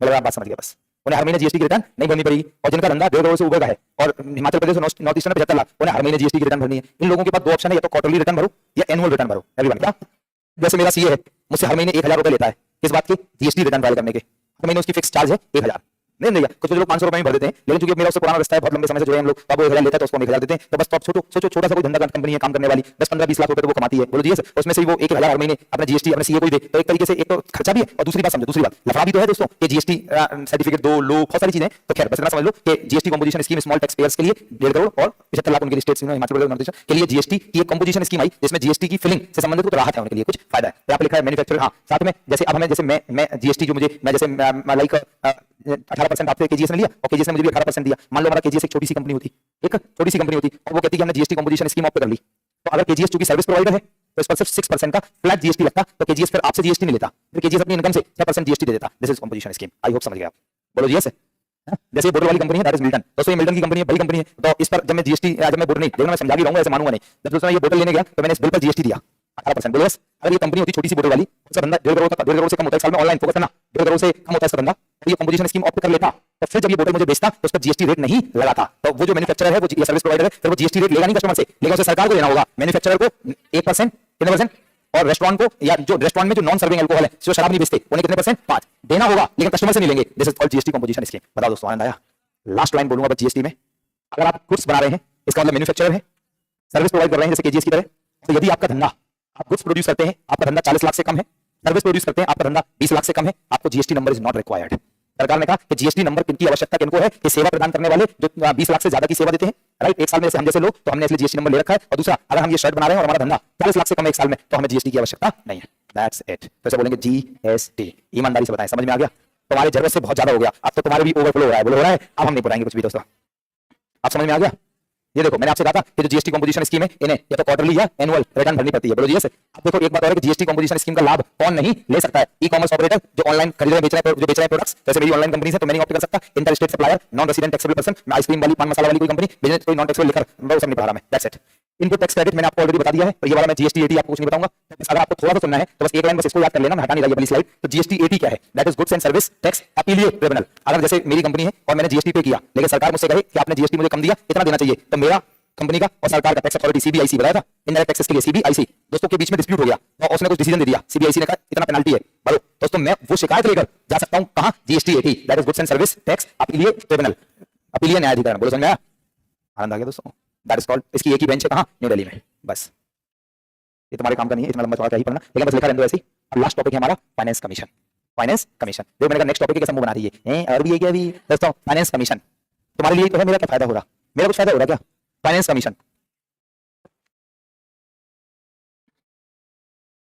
वित्त आयोग, विद्या माता कसम पढ़ना नहीं, मुझे सब सुनना है। पॉइंट नंबर 1, वित्त आयोग। जीएसटी थोड़ा बाहर निकल दो यार, तो मैं क्या, मुझे भी तो बाहर निकलना होता है। ब्रेक नहीं जानता मैं क्या होता है 4 घंटे की क्लास में, तो मुझे लगता है कि इतने में तो मेरा गला भी नहीं सूखेगा पढ़ाने में, राइट। बोलो एंटी प्रॉफिटरिंग एक कंपनी होती है जो जनरली लाइक प्रॉफिट के लिए काम नहीं कर रही होती है, तो बोलते हैं एंटी प्रॉफिटरिंग कंपनी। प्रॉफिटियरिंग बोलते हैं, PROFITRING, है ना, that is anti profiteering. Anti मतलब अगेंस्ट प्रॉफिट की, दैट इज एंटी प्रॉफिटियरिंग। आप ऐसे कंपनी के एग्जांपल तो नहीं दे देंगे, तो देते हैं बनाओ। तो अगर हम बात करें तो एग्जांपल भी दे सकते हैं तुम्हें। कोई एनजीओ है, नॉन गवर्नमेंट ऑर्गेनाइजेशन है, तो जो एनजीओ होते हैं वो 2 तरीके के होते हैं, क्या बताइए? एक मिनट को, जैसे इसका जवाब दे दें, इसका जवाब दे दें। तो ऐसे एनजीओ जो होते हैं जो समाज सेवा कर रहे हैं, वो 2 तरीके के होते हैं। एक एनजीओ होता है जो एनजीओ फॉर प्रॉफिट है, और एक एनजीओ नॉट फॉर प्रॉफिट भी है, याद रखना। तो कुछ एनजीओ हैं वो समाज सेवा भी दे रहे हैं, समाज सेवा देकर कुछ पैसा अपने लिए कमा भी रहे हैं, उसका इनकम टैक्स भी देते हैं गवर्नमेंट को, that is for profit social organisation हो गया। और अगर कोई ऐसा एनजीओ है जो समाज सेवा दे रहा है और सिर्फ समाज सेवा दे रहा है, कोई प्रॉफिट नहीं कमा रहा है, that is not for profit. सही है ना? अब बोलो आप, होता है वो तो जीएसटी नंबर, जब आप अरे बैठ जाना, हो गया तेरा। दोस्तों अगर हम बात करें तो जैसे जीएसटी नंबर जो होगा, जीएसटी नंबर, क्योंकि मैंने आपसे कहा ना, एक होता है सीजीएसटी, एक होता है एसजीएसटी, राइट। तो जो जीएसटी नंबर है वो देता तो जीएसटी एन है, लेकिन वो हर स्टेट के लिए एक कोड लगाएगा, राइट, है ना। जैसे लाइक कहीं होगा 09, कहीं होगा 07, कहीं होगा 01, 02 शुरू में, तो वो होगा जीएसटी कोड। हो गया, इतना सही है। लास्ट में मैंने इतने गहनता के साथ जीएसटी नंबर की स्टडी नहीं करी, लेकिन आपने अगर पूछा है तो मुझे आज करनी पड़ेगी। और मैंने इतना तो मुझे पता है, तुमने कहा जेड, तो मुझे ये तो पता है कि सेकंड लास्ट नंबर जेड होता है, सेकंड लास्ट नंबर, है ना, तो उसमें जेड होता है। यस, मेरे जीएसटी में भी है सेकंड लास्ट नंबर जेड। तो अब वो किस लिए है, तो ये मुझे थोड़ा पढ़ना पड़ेगा, लेकिन क्यों नहीं पढ़ा? क्योंकि एग्जाम में इसकी जरूरत नहीं है, राइट। और फिर ऐसे बच्चों का कभी सिलेक्शन भी नहीं होता, और इन्हें मैं बोलता हूँ बाबास।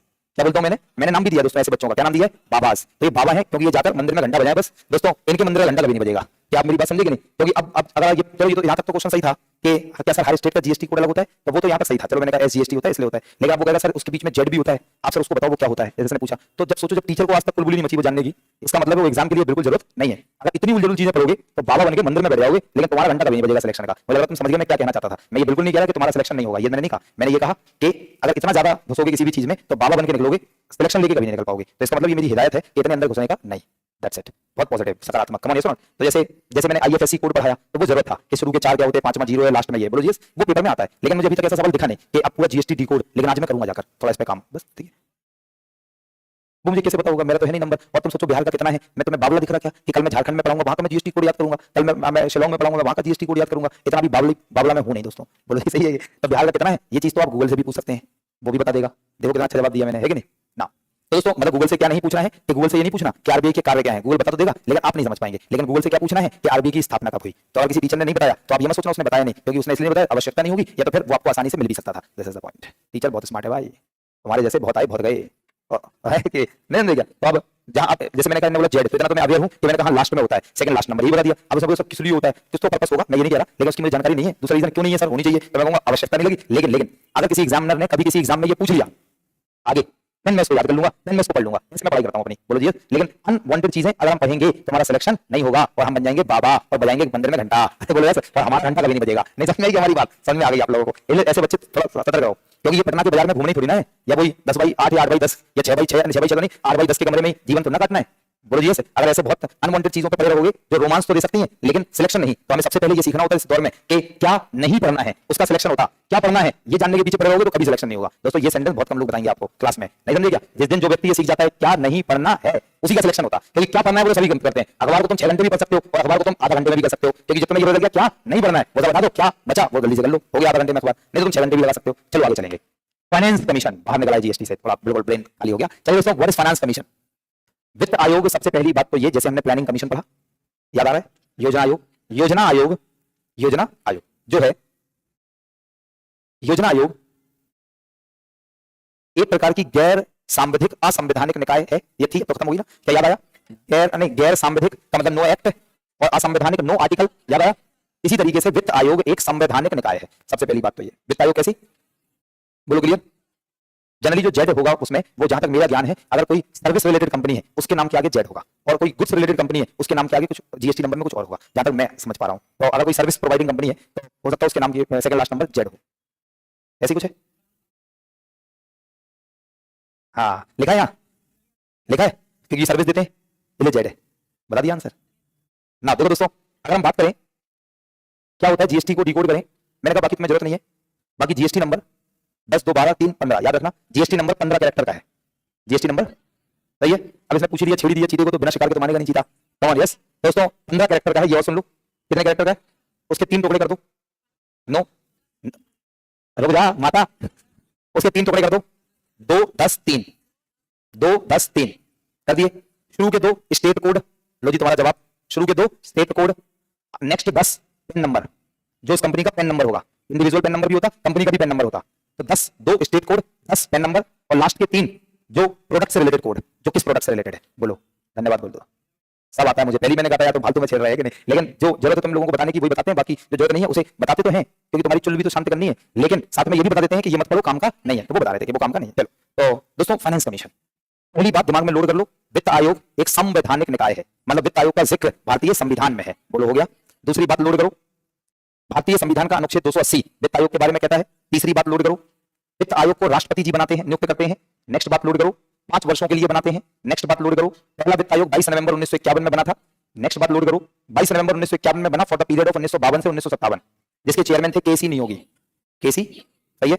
आगे चलो, वर्तमान में भारत में 15वां वित्त आयोग चल रहा है। मारो कान में खींच के उसके, जल्दी मार दो जल्दी, नहीं तो हम तो तुम्हारी चुल बेटे नहीं बेटा, उस दिन मैंने वहां खड़े होकर समझाया भी था तुम लोगों को। लड़कियां यहाँ से निकलती है, लोग कमेंट भी मारते हैं दोस्तों, क्या आनंद रहता है कमेंट मार कर। तुमने मान लो कमेंट मारा, लड़की थोड़ा ऐसे असहज हो गई तो उसको देख के बड़ा क्या डोपामाइन रिलीज होता है क्या बॉडी का, है डोपामाइन ऑक्सीटोसिन ऐसा कुछ रिलीज होता है क्या, तो ऐसे नहीं करते यार, बदतमीजी है दोस्तों। मैं पहले बता रहा हूँ कि उसी व्यक्ति को वो जगह मिलती है जो उसके लायक होता है। अगर मैं आज इस कुर्सी पर बैठा हूँ तो मैं उसके लायक हूँ, इसलिए मुझे मिली। और दोस्तों कभी कभी ऐसा भी होता है कि कभी कुछ ना लायक लोगों को भी गलत कुर्सियां मिल जाती हैं, तो परमात्मा के यहाँ देर अंधेर नहीं, फिर दोस्तों ऐसे दरोगा परोगा अधिकारियों का सस्पेंशन भी हो जाता है, याद रखना दोस्तों। अगर तुम्हें गलती से परमात्मा ने कुर्सी दे दी तो छुड़ भी जाएगी बहुत जल्दी, याद रखना। तो इसलिए हमेशा अपने कर्मों के प्रति सजग रहो, है ना। लड़कियों पे कमेंट मत मारो, कमेंट मारने से कोई तुम्हारी रहेगी दोस्तों, है। लड़कियों को प्यार से बातें की जाती हैं, प्यार से, है देख लो दोस्तों, दो करिए सब सिखा रहे हैं, लड़कियों को प्यार चाहिए, प्यार, वो कमेंट नहीं चाहिए। देखो कितना चंट है, कह रहा सर एक पाप यार दूसरा पाप पैसा, राइट भाई, वो तो यही होगा तभी तो आएगी, मतलब ऐसा नहीं है कि पैसा ही अकेला होगा, बिना पैसे के तो प्यार भी कैसे दिखाओगे तुम, नहीं समझे क्या। प्यार तो पैसे से ही आता है और पैसा तो मैंडेटरी है, जरूरत है कि नहीं दोस्तों। तो चलो तो दोस्तों आगे चले, चलो कमेंट नहीं मारो, प्यार दिखाओ भाई, ये तो मैं समझा रहे थे, तुम्हें लगा कि यार टीचर डांट नहीं रहा, तुम्हें क्या डांटेंगे, तो हमारी बराबरी के लोगों को, मतलब जवान तो हुई तुम भी जवान मैं भी जवान, कौन सही है कि नहीं। आगे अगर हम बात करें तो वित्त आयोग को राष्ट्रपति जी बनाते हैं 5 वर्षों के लिए। वर्तमान में 15 में वित्त आयोग चल रहा है, 2020 से 2025 के बीच। हाँ, लेकिन 20 में कोविड आ गया तो 15 में वित्त आयोग ने सिर्फ 1 साल की सिफारिश दी, 20 से 21, और फिर एक जो मेन सिफारिश दी वो 21 से 26। तो अगर कोई पूछे कि 15वां वित्त आयोग का कार्यकाल, तो 1 अप्रैल 2021 से 31 मार्च 2026। सही है। चेयरमैन है दोस्तों इसके एनके सिंह, नरेश कुमार सिंह। सही है। राष्ट्रपति जी क्या करते हैं, थोड़ा और सुनो मुझे। राष्ट्रपति जी वित्त आयोग का कार्यकाल खत्म होने से लगभग 2-2.5 साल पहले वित्त आयोग की नियुक्ति कर देते हैं। तो अभी जो 16वां वित्त आयोग है वो 2026 1 अप्रैल से 31 मार्च 2031 तक है, 31 मार्च 2031 तक, लेकिन उसे पिछले साल ही नियुक्त कर दिया गया। तो जो 16वां वित्त आयोग के अध्यक्ष हैं वो अरविंद पनगड़िया है। ये वही अरविंद पनगड़िया हैं, याद करके बताइए, जो नीति आयोग के पहले वाइस चेयरमैन थे। कैलिफोर्निया यूनिवर्सिटी में, वैसे तो जयपुर राजस्थान के रहने वाले हैं, लेकिन कैलिफोर्निया यूनिवर्सिटी में इकोनॉमिक्स के प्रोफेसर थे। वहां से भारत सरकार ने बुलाया और यहां पर इनको लगा दिया। बोलो जी क्लियर ना। थोड़ा सा हम और आगे बात करेंगे वित्त आयोग की। और सबसे इंपॉर्टेंट बात, जैसे पहला वित्त आयोग पूछ लेते हैं, एग्जामिनर की कोशिश क्या होती है वो समझने की जरूरत है अपन को। एग्जामिनर की कोशिश होती है वो अपने जाल में हमें फंसाना चाहता है बार बार हर क्वेश्चन में। तो दोस्तों 15वां वित्त आयोग चल रहा है, हर कोई पढ़ के जाएगा। 16वां वित्त आयोग अभी बनाया गया, हर कोई पढ़ के जाएगा। एग्जामिनर पूछ लेगा 13वां वित्त आयोग के अध्यक्ष या कार्यकाल, ऐसे क्वेश्चन एग्जामिनर फंसाता है। बोलो यस। तो 14वां वित्त आयोग 2015 से 2020 तक था, चेयरमैन थे वाई बी रेड्डी। 13वां वित्त आयोग 2010 से 2015 तक था, चेयरमैन थे सी रंगराजन। 12वां वित्त आयोग 2005 से 2010 तक था, चेयरमैन थे विजय एल केलकर। विजय, ठीक है, वो ऊपर नीचे तुम देख लिया तो तुम समझ गए। आगे हम बात करें, मेन बात करते हैं वित्त आयोग की, और बात इंपॉर्टेंट है कि भैया जैसे योजना आयोग याद करो, पंचवर्षीय योजनाओं को बनाता था, उन्हें लागू करता था, उन्हें समय समय पर मूल्यांकन करता था। ऐसी जो हमारा वित्त आयोग है ये क्या करता है, बस एक लाइन में दिमाग में इंस्टॉल करना, अभी के अभी आप सब स्टेट हैं, मैं सेंटर हूं, आप सब राज्य हैं, मैं केंद्र हूं। कोई दिक्कत दोस्तों? जो भी आप सबने स्टेट्स ने और सेंटर ने भी, मैंने कहा स्टेट्स ने, और जो भी टैक्स कलेक्ट करे, टैक्स लागू करे, और जो कलेक्ट हुए, जो कोर स्टेट गवर्नमेंट के टैक्सेस थे, ब्याज भी है, वो सब आपके पास ही उनका रेवेन्यू रहेगा। लेकिन जो सेंट्रल गवर्नमेंट के कुछ ऐसे टैक्सेस हैं दोस्तों, जो मतलब कुल मिला के टैक्स से जो प्रोसीड्स रेवेन्यू आएगा, रेवेन्यू राजस्व पैसा, उसे कितना सेंटर रखेगा और कितना राज्यों को देगा, इसकी सिफारिश कौन करता है? वित्त आयोग। बोलो समझ गए। दूसरी बात, कि सेंटर टैक्स राजस्व के अलावा स्टेट्स को ग्रांट्स भी देता है भारतीय संविधान के अनुच्छेद नंबर 275 के तहत, 275। तो दोस्तों किस स्टेट को कितना अनुदान केंद्र सरकार देगी, इसके बारे में भी सिफारिश कौन देता है? वित्त आयोग। तो बस 2 बातें याद रखना कि करों से प्राप्त राजस्व का बंटवारा केंद्र और राज्यों के बीच, और राज्यों को अनुदान देने से संबंधित सिफारिशें प्रेसिडेंट को कौन देता है? वित्त आयोग। तो जो वित्त आयोग की सिफारिशें हैं ये किसको जाती हैं? राष्ट्रपति को। एवरीवन, किसको? राष्ट्रपति को। ना लुक एट दिस, ओए होए, ना लुक एट दिस। दोस्तों अगर हम बात करें तो वित्त आयोग, थोड़ा टाइम लगेगा क्या? यहां आ गया, हैंग हो गया ये, कोई बात नहीं, कोई बात नहीं। दोस्तों क्या इतनी बातें वित्त आयोग की समझ में आई कि जो वित्त आयोग है, तो वित्त आयोग के मेंबर्स, हाँ पहले वित्त आयोग के चेयरमैन थे केसी नियोगी, याद रखना केसी नियोगी। बस यही सवाल वित्त आयोग में पूछे जाते हैं। बोलो यस। थोड़ा सा बताना चाहूंगा और कि जो 15वां वित्त आयोग है, 15वां की जो सिफारिश है, सिफारिश उसमें क्या कहा गया कि जो भी करों से प्राप्त राजस्व आएगा, किससे? वो देखो आप लोग, तो वो 41% एवरीवन कितना? केंद्र राज्यों को देगा, 41% केंद्र और बाकी अपने पास रखेगा। लेकिन 14वें वित्त आयोग ने इसे 42% रखा था, 13वें वित्त आयोग ने इसे 32% रखा था। कैसे समझेंगे कि दोस्तों 100 रुपए केंद्र के पास आया, तो 13वें वित्त आयोग के अनुसार 32% राज्यों को जाता था, 14वें वित्त आयोग में 42% जाता था, 15वें वित्त आयोग ने कहा 41, और साथ में ये कहा कि लास्ट जो 1% है, 42 से 41 1% है, वो जेएनके और लद्दाख को जाएगा। उस समय नए बने थे, तो जेएनके और लद्दाख, दिस इज कॉल्ड 15वां वित्त आयोग। सो आई होप इतनी बात आप लोग समझ गए होंगे। जल्दी बताइए समझ में आई या नहीं आई? ना कुछ ऐसे आएगा क्या? तो ये देखो हैंग हो गया नीतीश, हो जाओ, खुलता तो ठीक है।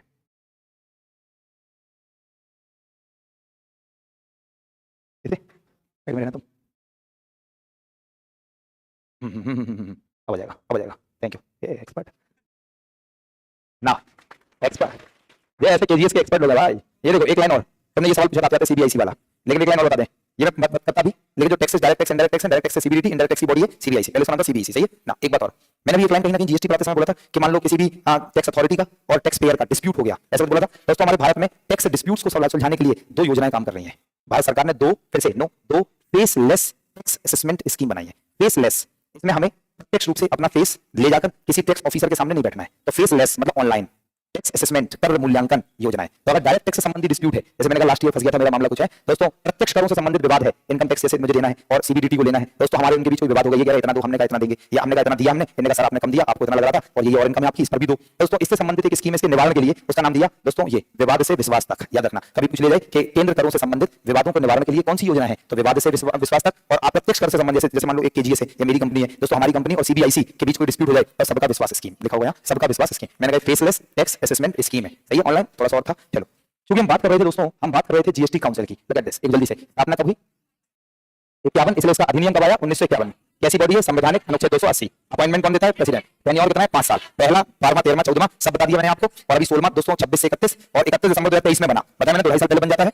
मेंबर्स की बात करें तो इसमें एक कौन होता है, और याद रखना वहां लिखा कैन बी रीअपॉइंटेड, ये बहुत इंपॉर्टेंट है, एग्जाम में बहुत चंड है दोस्तों, लेकिन अपन से ज्यादा चंड नहीं हो सकता। एग्जाम में ये भी पूछा एक बार एग्जाम में कि क्या वित्त आयोग के जो अध्यक्ष हैं वो दोबारा नियुक्त हो सकते हैं, तो यस हो सकते हैं, याद रखना, क्लियर है। दूसरा, एक चेयरमैन के साथ साथ एक सेक्रेटरी होता है, सचिव, और 4 अदर मेंबर्स होते हैं, 4 अदर मेंबर। यहाँ मैंने 15 में और 16 में के सभी मेंबर्स लिखे हैं। 15 में दोस्तों चेयरमैन एनके सिंह, जो सचिव है वो अरविंद मेहता है, यहाँ चेयरमैन और सचिव बनाए गए ऋत्विक रंजन पांडे। और दोस्तों जो 4 अदर मेंबर्स हैं, अजय नारायण झा, रमेश चंद्र का नाम नीति आयोग में भी पढ़ा था, कृषि विशेषज्ञ अशोक लहरी और अनूप सिंह। यहाँ पर दोस्तों जो 4 मेंबर हैं, अजय नारायण झा, एनी जॉर्ज मैथ्यू, मनोज पांडा, सौम्यकांत घोष। जो अजय नारायण झा है, इनकी जगह if I am not wrong, घर पे जाके देख लेना, टी राबी शंकर आ चुके हैं। टी राबी शंकर, अजय नारायण झा की जगह कौन आ गए हैं, टी राबी शंकर, शायद इन्हीं की जगह है, अगर किसी और की जगह नहीं हुए बोला था, यस तो वो यही है। चलो आगे हम बात करें तो मैंने कहा वित्त आयोग की रिकमेंडेशन, समझना, वित्त आयोग की सिफारिश है। तो पहला मैंने कहा था कि दोस्तों जो शुद्ध ये छोड़ो कर प्राप्तियां होंगी, इनका वितरण किसके बीच में, केंद्र और राज्य के बीच में। दूसरा मैंने कहा ग्रांट्स जो राज्यों को दी जाती है, अनुच्छेद नंबर 275 के तहत इसके बारे में सिफारिशें देता है। साथ में लोकल गवर्नमेंट, ये जो छोड़ो आप लोग ना। देन स्टेट फाइनेंस कमीशन, अगर आप सुनना चाहते हो तो मुझसे ये भी सुन लीजिए, एक राज्य वित्त आयोग भी होती है। एक तो जो सेंट्रल गवर्नमेंट का 280 में है, ऐसी हर राज्य का भी एक वित्त आयोग होगा, समझना कि राज्य का भी वित्त आयोग होगा। कब बना था, राइट, ये पॉलिटी का विषय है, ये मेरा विषय नहीं है, ये भी आप कहां पढ़ते हैं, पॉलिटी में। स्टेट फाइनेंस कमीशन, बोलो जी यस। तो 1992 में आया था, 73 में और 74 में संशोधन के द्वारा। और to strengthen the local government, जो दोस्तों स्थानीय सरकार है इसको मजबूत करने के लिए, जैसे केंद्र में उसे नियुक्त करता है राष्ट्रपति, इसे स्टेट में नियुक्त करता है। और ये आर्टिकल 243(1) में है, 243(1). मैंने कहा ये आपके पॉलिटी का विषय है, मेरा विषय नहीं है दोस्तों, ये सब छोड़ो। अगर हम बात करें, ये देखिए लाइक ये भी आपके काम का नहीं है, छोड़ देते हैं इसको। और अब आपके काम का क्या है, थोड़ा सा मैं बताना चाहूंगा, अगर आप मुझे सुनने में इंटरेस्टेड हैं तो सुन लीजिए, थोड़ा सा अगर सुनने में इंटरेस्टेड है तो सुनना, मैं इसके बारे में आपको अच्छा ज्ञान देता हूं, लेकिन तुम्हारे स्टैंडर्ड का नहीं है ये, तुम्हारे मतलब तुम्हारे एग्जाम के स्टैंडर्ड का, तो व्यक्तिगत आपको नहीं कह रहा, तुम्हारे मतलब आपके एग्जाम के, तो आपके एग्जाम के स्टैंडर्ड का ये नहीं है, लेकिन तब भी सुन लो। वित्त आयोग ने अभी कहा, सुनना मुझे बहुत गौर से, वित्त आयोग ने मुझे कहा कि भैया 15 महीने कि जो भी टैक्सेस से पैसा आएगा उसका 31% में, मतलब केंद्र ने 41% राज्यों को देगा और 1% यूटी, मतलब जो नई बनी है जेएनके लद्दाख, इनको देगा। अब आगे मुद्दा आता है, तो ध्यान सुनना, ये जाएगा सीधा 100 रुपए आया, उसका 41 रुपए, केंद्र ऊपर है राज्य नीचे है, तो सभी राज्यों को 41% जाएगा। इसे बोलते हैं वर्टिकल डिवोल्यूशन। वर्टिकल डिवोल्यूशन मतलब लंबवत वितरण, लंबवत, सेंटर से स्टेट की ओर। ये तो समझ में आता है। अब एक मुद्दा आता है दोस्तों, लेकिन आप सब सीख जाओगे, तो पास है क्या, पास सिखाई। अब भाई साहब ये बताइए, वित्त आयोग ने ये तो कह दिया कि 41% राज्यों को देना है केंद्र को। अब आगे मुद्दा तो यहीं पे शुरू होता है। आप एक सवाल तो पूछिए मुझसे कि सर, बोलो नहीं, पूछना है बस दोस्तों, बताना नहीं है दोस्तों। एक मुद्दा ही आता है, और तुम्हें भी तो मैंने सिखाया दोस्तों, मुद्दा ही आता है कि केंद्र सरकार अब 41 रुपए में किस राज्य को कितना देगी, बोलो आता है। नहीं तो भाई साहब जहां जहां बीजेपी की सरकार है वहां ज्यादा दे देगी, जहां नॉन बीजेपी गवर्नमेंट है वहां कम देगी, राइट। तो जो तुमने बोला था एंटी प्रॉफिटियरिंग, तो ऐसा एंटी प्रॉफिटियरिंग कोई कंपनी नहीं होती। एंटी प्रॉफिटियरिंग जैसे हमारे देश में लाइक कोई भी कंपनी है और वो गलत तरीकों से बहुत ज्यादा लाभ कमा रही है जिससे कस्टमर्स को नुकसान होगा, तो उस संदर्भ में हम वर्ड यूज करते हैं एंटी प्रॉफिटियरिंग अथॉरिटी, तो उसे हम बोलते हैं एंटी प्रॉफिटियरिंग, जो आपने कहा था। क्या बात समझ पे है? हाँ, लेकिन तुम्हारी यस में भी दम नहीं दिख रही है हमें दोस्तों, क्योंकि शायद अभी तक मैं जो तुम एक्जेक्टली सुनना चाहते थे वो मैं बोल नहीं पाया, शायद इसलिए। टीचर को ये भी एहसास होता है, टीचर सब जान रहा होता है, कम ऑन यस और नॉट। दोस्तों जरा ध्यान से सुनना, अगर हम बात करें तो मुद्दा मेरा ये था कि 41 रुपए में किस स्टेट को कितना देंगे, इसको अमंग द स्टेट्स, तो सभी स्टेट्स एक जैसे हैं दोस्तों, this is called horizontal devolution. क्या बोलते हैं इसको, राइट। तो एक है नेशनल एंटी प्रॉफिटियरिंग अथॉरिटी, तुमने कहा था एग्जांपल दोस्तों, क्या है एक नेशनल एंटी प्रॉफिटियरिंग अथॉरिटी। उसका काम यही है कि कोई भी कंपनी उल जरूर लाभ ना कमाए और कस्टमर्स को प्रोटेक्शन दे, कस्टमर को ज्यादा नुकसान ना हो, इसलिए बनाया गया। अब तो मुस्कुराओ थोड़ा सा और ना। तो दोस्तों अगर ध्यान से सुनना, अब राज्यों में कितना जाएगा दोस्तों, वित्त आयोग इससे संबंधी भी सिफारिश देता है। तो वित्त आयोग ने कहा कि सबसे पहले केंद्र जो भी राजस्व आए उसका 41% स्टेट्स को दोगे, उन्होंने कहा ठीक है, वर्टिकल डिवोल्यूशन, लंबवत वितरण, लंबवत वितरण, केंद्र से राज्य। 41 रुपए का किस राज्य को कितना जाएगा, उसे बोलेंगे क्षैतिज वितरण, हॉरिजॉन्टल डिवोल्यूशन, क्षैतिज वितरण मतलब अमंग द स्टेट्स, राज्यों के बीच, राइट। तो दोस्तों 15 में वित्त आयोग ने, नहीं 14 में वित्त आयोग ने 4 क्राइटेरियाज बनाए थे इसके, लेकिन 16 में वित्त आयोग ने, नहीं 15 में वित्त आयोग ने 6 क्राइटेरियाज बना दिए। मैं पूरा सिखाऊंगा आपको, बिल्कुल चिंता ना करें। तो 14 में वित्त आयोग ने 4 क्राइटेरिया बनाए थे, पहले से देखो। नंबर 1 जनसंख्या, कॉमन सेंस से लगाओ, एक मेरे पास है सिक्किम और एक मेरे पास है उत्तर प्रदेश। उत्तर प्रदेश सर्वाधिक जनसंख्या वाला राज्य, सिक्किम न्यूनतम जनसंख्या वाला राज्य। आप दूसरा ले लो यार, आप नागालैंड ले लो, आप बिहार ले लो, चलो एक साइड मेरे पास बिहार है, एक साइड मेरे पास नागालैंड है। अब तो 41 रुपए में क्या केंद्र सरकार बिहार और नागालैंड को बराबर पैसा देगी? कि नहीं देगी नहीं, क्या देना चाहिए? तो आप बोलो नहीं देना चाहिए। तो पहला क्राइटेरिया बनाया है इस 36 वितरण का, 36 का समझिए, राज्यों के बीच 41 रुपए में से दोस्तों जनसंख्या, इसका वेटेज दिया 27.5%। ये भी मैं तुम्हारे दिमाग में लोड कर दूंगा। मतलब 41 रुपए के 4 टुकड़े करने हैं आप 14 में के अकॉर्डिंग। कितने टुकड़े? पहला टुकड़ा जनसंख्या, तो 41 का 27.5% निकाल दो जनसंख्या के लिए। नंबर 2 एरिया, भाई साहब एक है राजस्थान, एक है दोस्तों मणिपुर, दोनों को बराबर पैसा देना चाहिए क्या दोस्तों? क्षेत्रफल के आधार पर निकाल लो 15% 41 का। दोस्तों यहाँ जाओ वानिकी और पारिस्थितिकी, दोस्तों सरकार हमेशा इसको प्रमोट करती है, तो अगर किसी स्टेट में वानिकी और पारिस्थितिकी तंत्र अच्छा है दोस्तों उसके बेसिस पे अच्छा बड़ा, उसके बेसिस पे 7.5 निकाल लिया। और ये इनकम डिस्टेंस आय दूरी मतलब नथिंग, प्रति व्यक्ति आय मान लो आप लोग सरल भाषा में, किस राज्य की कितनी इनकम है प्रति व्यक्ति, उसके हिसाब से कितना 50, मतलब 41 रुपए का 50% इसके आधार पर 7.5 15% 27.5% पूरे 100% निकल गया। अब आगे चलो, अब इस 50 में से इनकम डिस्टेंस में से समझा रहा हूँ, बहुत इजी समझ जाओगे। जो 41 रुपए का 50% मतलब मान लो 20.5 रुपए देने हैं इनकम के बेस पर, बोलो यस। अब जितने भी हमारे भारत में 28 राज्य हैं, कितने राज्य? 28, बोलो यस। सभी राज्य की जनसंख्या का रेशियो बना लो और जो 20.5 रुपए आया जो 50% ये उसी रेशियो में बांट दो, बोलो जय हो। दैट्स कॉल्ड फाइनेंस कमीशन, बोलो समझ में आया? लेकिन इसमें 16 में वित्त आयोग ने 2 चीजें और जोड़ दी। नंबर 1 टैक्स एफर्ट्स, दोस्तों टैक्स एफर्ट्स का मतलब है कि कोई राज्य अपने राज्य में करों को वसूलने में कितना प्रयास कर रहा है, और दूसरा एक चीज और जोड़ दी डेमोग्राफी, डेमोग्राफी मतलब जनांकीय, अर्थात इसका मतलब है बर्थ रेट डेथ रेट। दोस्तों हर सरकार कह रही है केंद्र सरकार राज्यों से कि आप बर्थ रेट कंट्रोल करो, डेथ रेट को कंट्रोल करो, मेडिकल फैसिलिटीज बढ़ाओ, तो जो राज्य इनको ज्यादा प्रोत्साहित करेगा तो उनको उस आधार पर सम्मान दिया जाएगा उसी अनुपात में। तो ये 6 चीजों के आधार पर जनसंख्या, क्षेत्रफल, वानिकी एवं पारिस्थितिकी तंत्र, और दोस्तों नेक्स्ट क्या बचा? आय दूरी, और देन टैक्स एफर्ट्स कर जो प्रयास हैं जो, और लास्ट में डेमोग्राफी। इन 6 के आधार पर 41 रुपए सभी राज्यों में बढ़ जाएगा। I hope you got the point. So this is all about finance commission. Now मेरे प्यारे साथियों, ये आप लोगों को जरूरत नहीं है, लेकिन मैं थोड़ा भी बता सकता हूं। ये 15 में वित्त आयोग की एक छोटी सी रिपोर्ट है, आपको बिल्कुल जरूरत नहीं है, बस सुन के तुरंत भूल जाना। इतना याद रख लो कि इसने कहा कि अनुमानित जो राजस्व है अगले 5 वर्षों में वो लगभग 21 से 26 135 लाख करोड़ का आएगा टैक्सेस से, लगभग कितना आएगा। और दोस्तों कुल राजस्व का जो वितरण होगा इसमें से 135 रुक जाओ, ऐसा नहीं होगा कि 100 रुपए आया पूरा दे दिया। सिस्टम क्या है वो मैं बताऊंगा। यहाँ पे एक वर्ड लिखा था, आपने उस वर्ड को ध्यान नहीं दिया, ये आप कहो तो हमने आपको ध्यान देने नहीं दिया। यहाँ पे लिखा था नेट, दोस्तों शुद्ध निबल या शुद्ध निबल कर प्रोसीड्स। तो मैं इसको समझाना चाहूंगा कि जो टैक्स केंद्र ने लगाया उससे जो पैसा आया वो नहीं जाएगा राज्यों में 41, उसका 41 नहीं, छोटा सा क्लॉज है इसमें, इसी सुन के रख लो दिमाग में बस ऊपर वाली पॉकेट में। वो क्या कि टैक्स जो लागू किया उससे जो आया माइनस जो सरकार को टैक्स कलेक्शन में खर्चा आया। सीबीडीटी सीबीआईसी के मेंबर भी तो हैं, टैक्स कलेक्शन में खर्चा भी तो आता है दोस्तों। जो टैक्स की इनकम आई माइनस जो टैक्स कलेक्शन में खर्चा आया, जो बचा उसे कहा शुद्ध कर प्राप्तियां। लंबा वर्ड है दोस्तों ये, निबल कर प्राप्तियां, उसका 41% किसको देना है? राज्यों को। बोलो आनंद आया? तो इसलिए यहाँ पे देखो लिखा है कि 135 लाख करोड़ रुपए आएगा, लगभग इसका 41% जाना है, लेकिन इसका नहीं, माइनस खर्चा कर दो, जो बचेगा लगभग दोस्तों 103 लाख करोड़ रुपए केंद्र, वो 41% के लगभग किसको देगा? राज्यों को। बस ये बात, ये सब छोड़ो आप ना।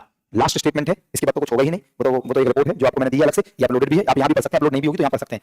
दोस्तों ये कुछ भी नहीं है, ये थोड़ा एक्स्ट्रा ज्ञान है, इसी वजह थोड़ी ज्यादा है इसलिए लगी है, वरना मैं हटा भी देता। बस सुन लो, हमारे भारत में अब एक लास्ट और बहुत शानदार टॉपिक होता है, अगर किसी ने ये सीखा तो। ये क्या है बस सुनना, टैक्सेस कौन कौन से हैं, कितने हैं, कौन लगाता है, केंद्र के, राज्य के, प्रत्यक्ष अप्रत्यक्ष, जीएसटी, वित्त आयोग। हमारे स्टूडेंट सब सीख गए, जल्दी बोलो सीख गए, ईमानदारी से बोलो सीख गए।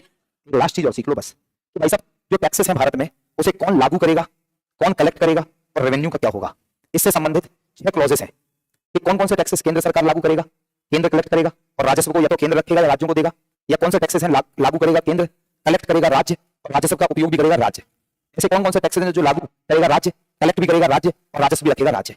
इस सिस्टम के तहत 6 क्लॉजेस हैं, बोलो समझ गए, और वही लिखे हैं यहाँ पर, बस खत्म। इन टॉपिक को मैंने बनाया, मेरा टॉपिक है ये, that is tax collection and distribution, करों का एकत्रण एवं वितरण। तो पहला क्लॉज बस सुनो, घर पे पढ़ना, इनको याद करने की विषय है, समझने का नहीं है, लेकिन सुन लो कि ऐसे टैक्सेस जिन्हें लागू और कलेक्ट और रेवेन्यू का यूज केंद्र करता है, मतलब तीनों काम, मतलब मैं कहूंगा अपनी भाषा में प्योरली सेंट्रल गवर्नमेंट के लिए है, लागू भी करेगा, कलेक्ट भी करेगा, और रेवेन्यू का यूज भी करेगा केंद्र। दोस्तों उनमें आते हैं निगम कर, आप जानते हैं, सीमा शुल्क, कस्टम ड्यूटी आप जानते हैं, जल्दी बोलो हाँ, कस्टम ड्यूटी, निगम कर, कॉर्पोरेट टैक्स, जल्दी बोलो हाँ, and corporate tax, and then cess और सरचार्ज और पूंजी लाभ कर, याद करो कैपिटल गेन टैक्स। ये 4 ऐसे टैक्सेस हैं जो प्योरली केंद्र सरकार, ईमानदारी से बताइए दोस्तों, क्या पटना की इस धरती पर इतना ज्ञान किसी कोचिंग में मिलता तुम्हें इकोनॉमिक्स में? विद्या माता का समय, दिल की बात बोलो, मिलता? इसके इर्द गिर्द भी मिलता है? नहीं है विश्वास तो तुम्हारे दोस्त किसी कोचिंग में पढ़ते हो, जाके उनकी कॉपी देख लेना, और तुम जानते भी हो दोस्तों मिलता गया इतना ज्ञान, कुछ नहीं छोड़ता मैं अपनी क्लास में। बस अब आप ईमानदारी से पढ़ो, तुम्हारे बाप का नाम तुम रोशन करोगे, मैं रोशन नहीं करूंगा दोस्तों, मैं उस रोशन करने में सिर्फ थोड़ा योगदान दूंगा। दोस्तों जलना तुम्ही को है, बस मैं माचिस जला सकता तुम्हारे लिए, अरे बोलो ऐसे, लेकिन मोमबत्ती बन के तुम पास तो आए हो, लेकिन जल भी गए हो, लेकिन आप उसे और प्रकाश भी फैला दो उसका, कमाल ऐसा, अर्थात सिलेक्शन ले लो, बोलो सही है कि नहीं। तो दोस्तों जरा ध्यान सुनेंगे कि ये 4 ऐसे टैक्सेस हैं जिनको लागू के कलेक्ट और रेवेन्यू को यूज केंद्र, राज्य से कोई मतलब नहीं, बोलो यस। नंबर 2 ऐसे टैक्सेस जिन्हें लागू कौन करता है, नेक्स्ट, लेकिन कलेक्ट और यूज कौन करेगा, स्टेट, वो है स्टैंप ड्यूटी और राज्य उत्पादन शुल्क। इसलिए दोस्तों जो पेट्रोल पर, अल्कोहल पर एक्साइज ड्यूटी है वो लगाता तो केंद्र है, लेकिन कलेक्ट, इसलिए राज्य कलेक्शन के समय कभी कम कर सकता है कभी ज्यादा। टैक्सेस लागू और एकत्रित केंद्र, लेकिन राजस्व केंद्र राज्यों को वितरित, मतलब टैक्सेस को लागू भी कर रहा है, कलेक्ट भी कर रहा है केंद्र, लेकिन टैक्सेस किसके पास जा रहा है, नहीं रेवेन्यू किसके पास जा रहा है, राज्यों के पास। दोस्तों वेल्थ टैक्स और टर्मिनल टैक्स, टर्मिनल टैक्स क्या होता है मेरा मूड नहीं है, तुम रहने दो। एसटीटी प्रोडक्ट का सिक्योरिटी ट्रांजैक्शन टैक्स, सीएसटी आपको पता है, जैसे आईजीएसटी बोल दिया। बस नाम याद रखो दोस्तों, बाकी एक लाइन में सुनना है, मैं बिना सुना जा भी नहीं पाऊंगा, मन में बनी रहेगा। टर्मिनल टैक्स क्या होता है, एक ही लाइन में बोल सकता हूं मैं। 4 वेज है भारत में, रोडवेज, रेलवेज, एयरवेज, सीवेज। तो जो पहले बताया था, रोडवेज स्टेट गवर्नमेंट की होती है, जैसे आपने कहा था बीआरएसटीसी, हां बोला था आपने, बीएसआरटीसी जो भी बोला आपने दोस्तों, हां तो है सर, तो इसका मतलब बीएसआरटीसी, तो इसका मतलब है दोस्तों वो स्टेट का है, बिहार का है। तो दिस इज द पॉइंट। तो ध्यान सुनना, 4 वेज है, roadways, railways, Airways, sewage. Roadways को छोड़ दो, रेलवेज, एयरवेज, सीवेज, इन 3 वेज से, रेलवेज, एयरवेज, सीवेज, इन 3 वेज से कोई पैसेंजर सवारी या कोई माल वस्तु एक स्थान से दूसरे स्थान जाएगी, उस समय जो टैक्स लगता है उसे टर्मिनल टैक्स कहते हैं। सही है ना। ऐसे टैक्सेस जो लागू एकत्रित कौन करेगा, एवं प्राप्त राजस्व अनिवार्य रूप से कहां जाएगा, केंद्र और राज्य के बीच। ऐसा एक ही टैक्स है, that is income tax. Always remember, ऐसा एक ही टैक्स है, दैट इज इनकम टैक्स। बोलो आनंद आ गया। तो लागू और कलेक्ट कौन करेगा, और प्राप्त राजस्व अनिवार्य रूप से केंद्र और राज्य दोनों में, दैट इज इनकम टैक्स, जो 41% में बताया था आपको। नेक्स्ट टैक्सेस लागू एवं एकत्रित केंद्र करेगा, एवं प्राप्त राजस्व राज्यों को बांटा जा सकता है, कंडीशन अप्लाई, बांटा जा सकता है, वो केंद्र सरकार की मर्जी पर है, that is central excise duty. बाकी दोस्तों छठवें केस में है, ऐसे टैक्सेस लागू भी, कलेक्ट भी, यूज भी राज्य करते हैं। दोस्तों जो राज्य के डायरेक्ट और राज्य के इनडायरेक्ट टैक्सेस हैं वही इसमें है। बोलो जी यस। जैसे आप देख लोगे वैट, कृषि आयकर, भू राजस्व, पेशा कर, दोस्तों बिजली कर, वाहन, घरों पर कर, हाउस टैक्स वगैरह देते हैं आप, जमीन गाड़ी को जब रजिस्टर कराते हैं आरटीओ फीस देते हैं दोस्तों, देन टोल टैक्स। ये ऐसे टैक्सेस हैं, लागू, यूज, कलेक्ट, तीनों काम कौन, states. That's all about the taxation system. बोलो जी क्लियर है, इससे ज्यादा कुछ भी नहीं आएगा। पूरा बजट और पूरा टैक्सेशन, फाइनेंस कमीशन, जीएसटी हमने सब पढ़ लिया। बोलो जी आनंद आया। चलो अब यहां तक किसी के कोई प्रश्न हो तो पूछिए, फिर हम थोड़ा आगे बढ़ेंगे, फिर आज की क्लास को खत्म करेंगे। अभी खत्म नहीं करेंगे, फॉरेन ट्रेड भी आज थोड़ा सा पढ़ेंगे। बोलो जी यस। तो जो मैंने जीएसटी में था फैल के पढ़ाया है, तो मैं लास्ट में थोड़ा सुकड़ूंगा। अभी तो लास्ट में थोड़ा सा सुकड़ूंगा इन द फॉर्म ऑफ कि आपको थोड़ा और भी ज्ञान दूंगा चलते हुए। बोल दो, मैंने सुन नहीं रहा, अभी थोड़ी देर रुको, थोड़ी देर रुक जाएंगे क्या।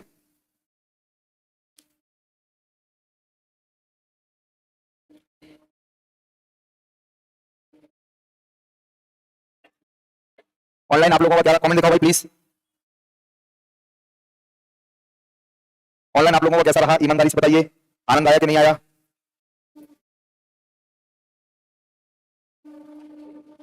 भाई एक चीज लगा दो।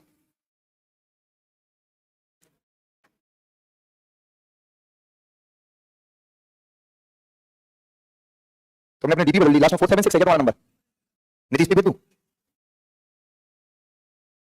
चलो ये लगा दो। यहाँ से कौन सा रहा था, आप पूछना जा रही है कुछ, रुको यहाँ से पहले कोई पूछ रहा था। हाँ नहीं, फिर से बोलो क्या। नहीं टोटल कलेक्शन है क्या, नहीं जीएसटी मत बोलो बीच में, सिर्फ ये तो आयकर बोलो या जीएसटी, दोनों का नेचर अलग है। जो सीजीएसटी है उसका पैसा केंद्र के पास जाएगा, जो एसजीएसटी उसका पैसा स्टेट के पास जाएगा, जो आईजीएसटी है उसका पैसा केंद्र के पास जाएगा, लेकिन बटेगा दोनों में। सही है, तो जीएसटी में तो आईजीएसटी बोलो या इनकम टैक्स ही बोलो, आगे बोलो। जैसे आपने पढ़ा बजट में कि इस बार टोटल टैक्स कलेक्शन इतने रुपए हुआ, इनकम टैक्स, तो वो भटके नहीं, वो टोटल हुआ, उसका 41% अब जाएगा राज्यों को।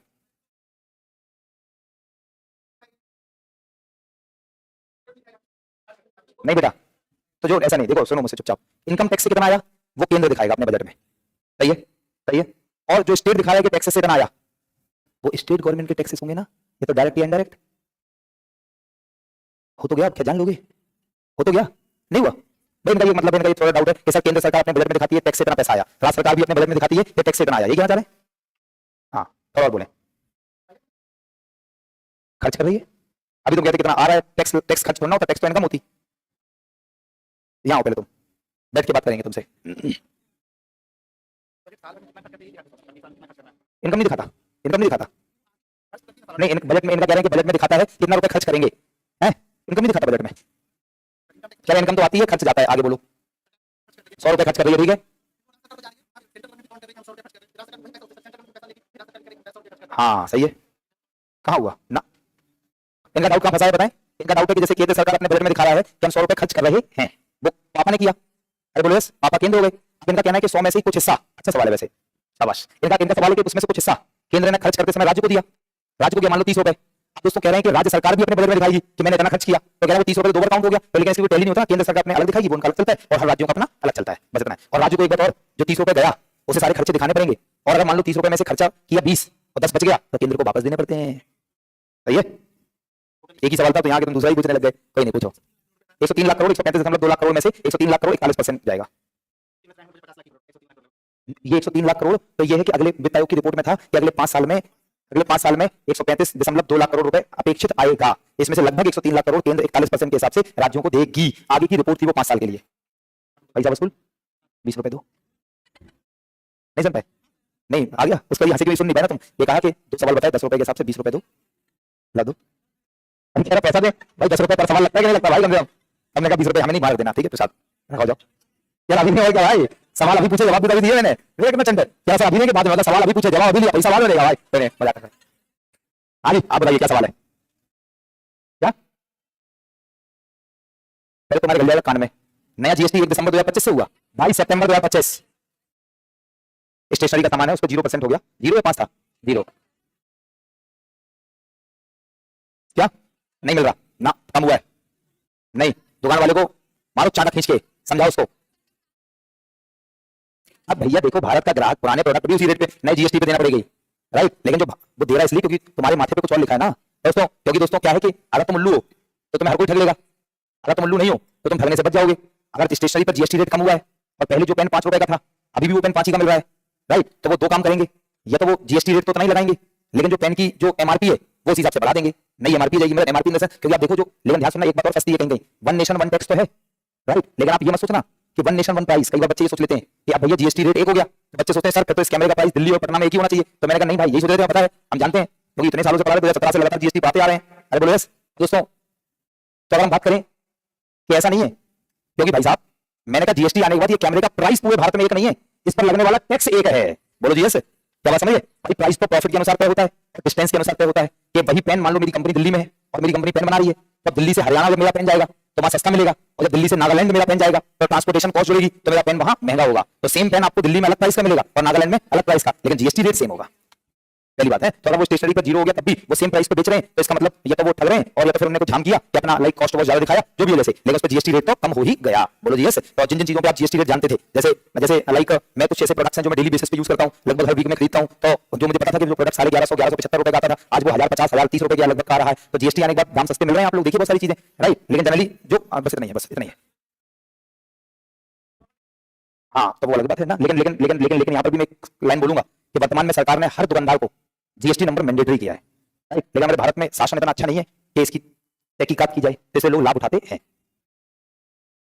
वो दोस्तों वो आप पॉलिटी क्लास में पूछना, मैं पॉलिटी पढ़ाया क्या कि किसी राज्य को विशेष राज्य का दर्जा कौन देता, कैसे देता, किस अनुच्छेद में आता, गधा है क्या, पॉलिटी क्लास चल रही है ये है। अब तू कभी मेडिकल स्टोर पर जाकर बल्ब खरीदेगा तो तुझे बल्ब तो नहीं लेकिन वहां से बातें जरूर सुनने को मिलेंगी, नहीं समझे क्या, और बल्ब की दुकान पर इलेक्ट्रॉनिक दुकान पर जाकर तू दवाइयां खरीदेगा तो कैसे मिल जाएगा, ये मैं ढूंढना पाऊंगा किसी राज्य को विशेष राज्य का दर्जा क्यों मिलता, मैं ये बता सकता हूँ किसी राज्य को बीमारू राज्य कैसे कहते हैं, मेरा विषय अलग है भाई। चलो खैर चलिए आगे, मैं थोड़ा सा ज्ञान और आप लोगों के साथ साझा करना चाहता हूं, अगर आप मुझे अनुमति दे तो, तुम नहीं भी दोगे तब भी मैं बताऊंगा, बोलो जी यस। मैंने आप लोगों को रुक जा यार, सरसरा नहीं ज्यादा, मैंने आप लोगों को कल की क्लास में fiscal deficit, revenue deficit, primary deficit और इफेक्टिव रेवेन्यू डेफिसिट बताए थे, तो कई बार एग्जाम में ये सवाल भी आ जाता है कि बजट, ये है दोस्तों यहाँ पर बजट एस्टिमेट्स 2025-26, ये है दोनों हैं 2024-25 के, आप जानते हैं ये है बजट एस्टिमेट्स और ये है रिवाइज्ड एस्टिमेट्स, तो ये है 2023-24 के एक्चुअल एस्टिमेट्स। अगर आपसे कोई पूछे कि वर्तमान में इस समय भारत में राजकोषीय घाटा कितना है, रुक जाओ, तो आप कहेंगे ये 5.6%, ये आपके एग्जाम में पूछने वाला सवाल है, ये आपके एग्जाम में पूछा जा सकता है कि वर्तमान में भारत में राजकोषीय घाटा कितना है, तो आप बताएं, रुको बोलो नहीं दोस्तों, ठीक हो पहले, अगर हम बात करें हर विषय का अलग नेचर होता है और हर टॉपिक का नेचर होता है, तो पहले बेहतर ढंग से समझो, कॉन्टेक्स्ट पकड़ो। अगर हम बजट 2025-26 सरकार पेश कर रही है, इससे पहले इकोनॉमिक सर्वे लाई, उसमें सरकार ने कहा कि वर्तमान में भारत में इतना राजकोषीय घाटा है, तो कौन सा, ये वाला तो पिछले साल बोला था इतना होगा बजट वाले दिन, बाद में 1 महीने बाद संशोधन हुआ, बिल पास हुए तो कर दिया नहीं इतना लक्ष्य हमारा, दोस्तों ये तो पिछले साल का लक्ष्य है जो बनाया था, बाद में संशोधन में इतना कर दिया, और ये 4.4 होगा 25-26 में, ये साल के बजट का लक्ष्य है, तो अगर कितना है तो वो तो वास्तविक अनुमान बताएगा ना, एक्चुअल एस्टिमेट्स दैट इज 5.6%। बताओ दोस्तों, समझिए, पढ़ना सिखा रहा हूं मैं आप लोगों को, पढ़ना, बोलो जी यस, क्योंकि जिसका इस साल सिलेक्शन नहीं हुआ वो अगले साल फिर ये पढ़ेगा, तो फिर पढ़ेगा तो उसे सीख लेना चाहिए इसी साल, फिर से कोचिंग में ना आना पड़े। अगर आपसे पूछा जाए कि 2024-25 में या बजट 2025-26 के अनुसार ऐसे पूछा जाएगा कि अगले साल का राजकोषीय घाटे का लक्ष्य कितना है, तो 4.4%, और सिर्फ ये लिखा है वर्तमान में भारत में राजकोषीय घाटा कितना है, दैट इज 5.6%, और राजस्व घाटा कितना है, राजस्व घाटा तो आप कहोगे 2.6%, प्राथमिक घाटा कितना है 2%, तो पूछेंगे प्रभावी राजस्व घाटा 1.6। और दोस्तों याद रखना फिस्कल डेफिसिट, ये फिस्कल डेफिसिट ये वाला, इसके बाद आता है रेवेन्यू डेफिसिट, इसके बाद प्राइमरी डेफिसिट, फिर इफेक्टिव रेवेन्यू डेफिसिट, ये सीरीज भी दिमाग में रख लो कि भारत के बजट में सर्वाधिक घाटा कौन सा है, उसके बाद सबसे कम, दोस्तों क्या याद कर लोगे कि फिस्कल डेफिसिट है 5.6, रेवेन्यू डेफिसिट है 2.6, प्राइमरी डेफिसिट है 2%, ये है 1.6%, ये वास्तव में इतना है और इतने का लक्ष्य है, बोलो जय हो, बोलो समझिए। सुनो, हमारे देश में घाटे नहीं, हमारे देश में सरकार ने एक बनाया है FRBM, पब्लिक फाइनेंस का इंपॉर्टेंट टॉपिक है, हमने पिछले 2 दिन कल और आज पढ़ा लोक वित्त या सार्वजनिक वित्त, सार्वजनिक वित्त, सरकार का वित्त, सरकार का पैसा कहां आता है, कहां जाता है, कहां से आता है, सब पढ़ा रहा मैं आप लोगों को, बोलो यस। इसी सिलसिले में दोस्तों हमारे स्टूडेंट्स को पता होना चाहिए कि हमारे देश में सरकार ने एक FRBM बनाया, FRBM यहां से भी क्वेश्चन पेपर में आता है, इसलिए मैं चाह रहा हूं क्यों छोड़ें भाई, पूरा पढ़ा रहे तो पूरे पढ़ा दें, FRBM, this is called Fiscal Responsibility and Budget Management Act. Fiscal Responsibility and Budget Management Act, राजकोषीय उत्तरदायित्व एवं बजट प्रबंधन अधिनियम। और ध्यान से सुनना, लास्ट टॉपिक होता है मेरा पब्लिक फाइनेंस का। FRBM अधिनियम क्या है, बहुत गौर से सुनेंगे। भारत में FRBM अधिनियम 2003 में आया, लेकिन ये फाइनली जुलाई इंट्रोड्यूस हुआ 2003 में, लेकिन लागू हुआ 5 जुलाई 2004 में। खत्म बात। दूसरी बात जो आपको याद रखनी है, ये लंबी चौड़ी बातें लिखी है, छोड़ो, आपको बस 2 बातें याद रखनी है। FRBM अधिनियम कब आया? 3 में, लागू 5 जुलाई 2004।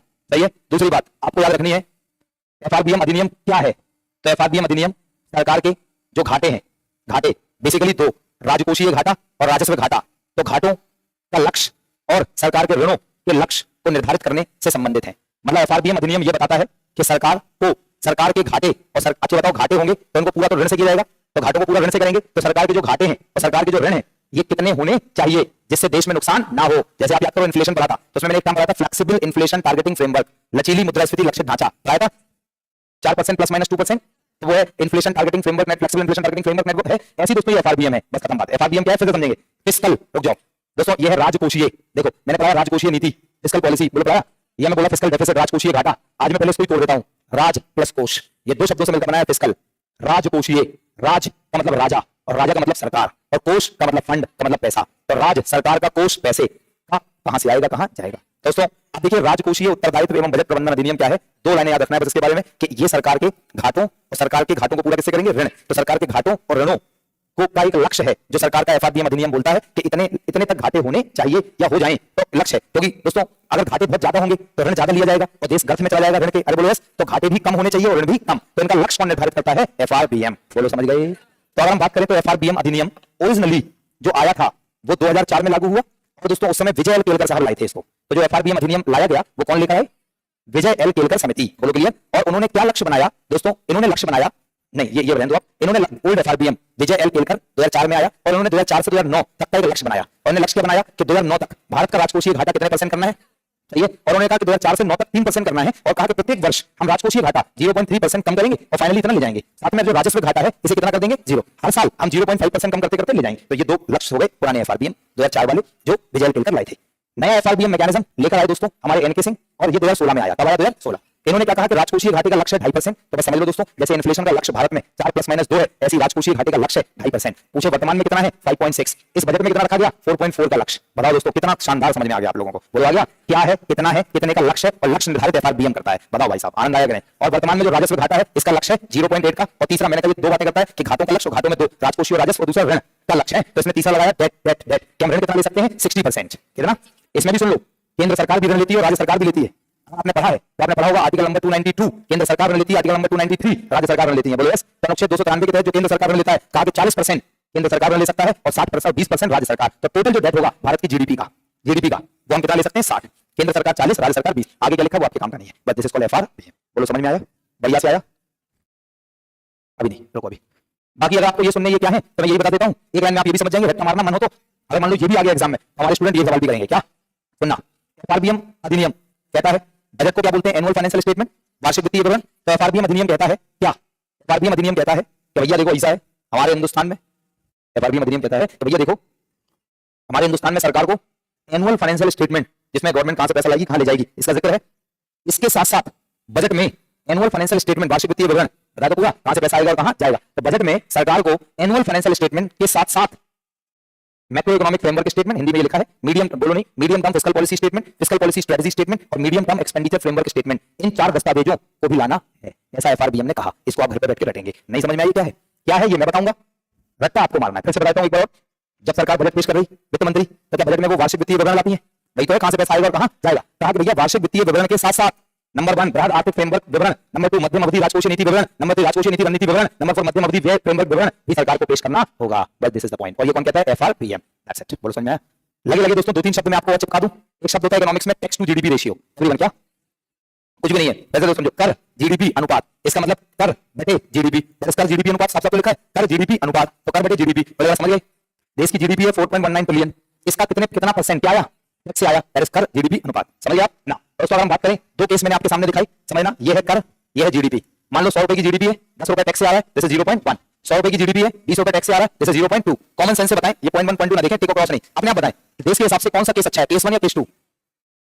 इसका मतलब जीडीपी का ज्यादा हिस्सा कहां से आ रहा है? करों से। इसका मतलब इसका जीडीपी से कम हिस्सा कहां से आ रहा है? करों से। इसका मतलब देश की सरकार करों को वसूलने में ज्यादा सक्षम केस 2 में है दोस्तों। तो हमेशा हाई होना चाहिए, ये हमेशा हाई होना चाहिए। ये पेपर में आ सकता है, आपके एग्जाम में फंस सकता है कि जो कर जीडीपी अनुपात कम होना चाहिए या ज्यादा, तो ज्यादा। बोलो यस। दोस्तों यहां मैंने लिखा है जितना अधिक कर जीडीपी अनुपात होगा अर्थव्यवस्था के लिए अच्छा माना जाता है। अब दोस्तों एक बात और हमें जाननी चाहिए, बीइंग अ कॉम्पिटिटिव स्टूडेंट, कि भारत में वर्तमान में कितना है? तो 2024-25 में मात्र भारत में 11.60% है। इसका मतलब दोस्तों बहुत बुरी दशा है। सोच के देखो, हमारी जीडीपी का मात्र 11.5% के लगभग टैक्स से पैसा आता है। इसका मतलब भारत का जो कर तंत्र है बड़ा कमजोर है, भारत की सरकार का जो टैक्स मैकेनिज्म है बड़ा कमजोर है। और तो और मात्र 6%, 6.7 डायरेक्ट टैक्स से आता है। सोच के देखो, हमारे देश की जीडीपी में हमारे देश के लोग सिर्फ 6.5% के लगभग डायरेक्ट टैक्स दे रहे हैं।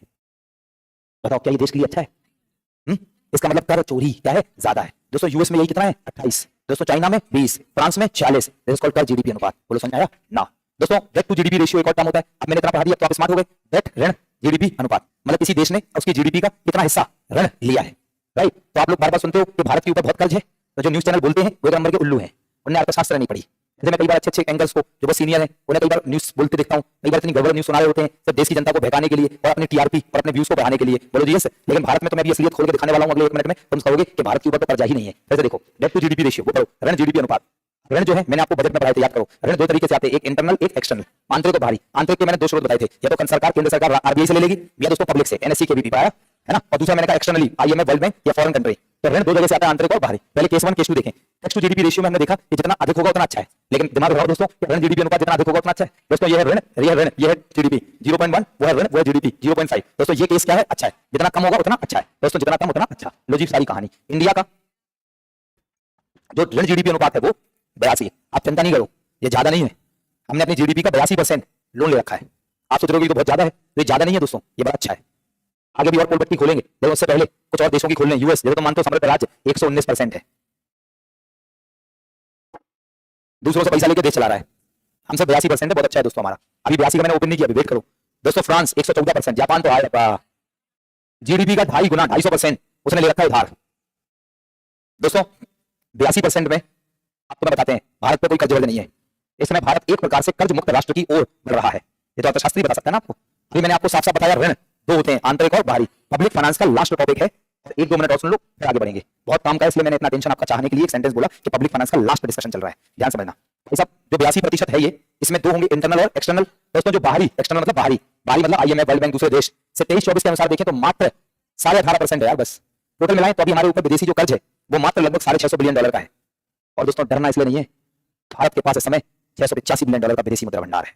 बोलो जी यस। हमें विदेश का कुल कर्ज देना है $650 बिलियन और हमारे पास आज की तारीख में विदेशी मुद्रा भंडार $700 बिलियन के लगभग है। जिस दिन चाला तुमने 3-2-5 किया वो दिन कर्ज भी देंगे, 2 लातें भी मार के निकाल देंगे। बोलो जी यस। दोस्तों जैसे भी हमने पाकिस्तान से युद्ध किया ऑपरेशन सिंदूर, तो हमें प्राउड होना चाहिए हिंदुस्तान पर, और वो ये प्राउड होना चाहिए कि ना तो हमारी नेवी की आवश्यकता पड़ी और ना हमारी मिलिट्री की आवश्यकता पड़ी, हमारी एयरफोर्स की और हमारी टेक्नोलॉजी काफी थी डराने के लिए। बोलो जी यस और उड़ाने के लिए। दोस्तों कमाल सही है नहीं? तो भारत अपने हर स्तर पर इसमें मजबूती की ओर चल रहा है। बोलो जी यस। बाकी भाई साहब 82% है, बाप ने बच्चों से पैसा लिया है तो लौटा देगी। नहीं समझ में मेरा सेंटेंस? विदेशी कर्ज तो 20% मान लो, 18.5 है, 20 क्यों बोले अच्छा नहीं लगेगा, 18.5 है। अब 20 भी मान लो तो बाकी का दोस्तों 62% के लगभग, 22-63-64% के लगभग तो देश के अंदर से लिया। बाप ने बेटों से उधार लिया तो बाप बेटों का तो चलता रहेगा। और दोस्तों वो भी अब तो और अंदर की बात बताएं उसके, तो बाप तुमसे लेने नहीं आया था, तुम्हें अपने पैसों को इन्वेस्ट करना था, इसलिए तुमने एनएससी और केवीपी पे मुझे लोन दे दिया जबरदस्ती, क्योंकि बाप का हृदय उदार होता है। बोलो जी जनाब, तो बोलो समझ में आ गया? तो वो भी जो एनएससी केवीपी के द्वारा ऋण लिया आंतरिक, तो हमने तुमसे उधार मांगा गया। दोस्तों बोलो तुम्हारा मन था, तुम्हारे पास ज्यादा पैसा था, कुलकुला रहा था, तुम्हें लगेगा घर पे रहेगा, बैंक में रहेगा, खर्च हो जाएगा, सरकार के एनएससी में जमा कर दें केवीपी में, तो आया ऋण हमारे पास। तो क्या दिक्कत भाई साहब? टेन्योर पूरा होगा, तुम्हारा समेटते जाएंगे। बताइए क्या भारत कर्ज मुक्त की ओर चल रहा है या नहीं? बोलो जय हो। बस दैट्स इट, इससे ज्यादा तुमको कुछ नहीं करना। That's all about public finance. दोस्तों क्या आनंद आया कि नहीं?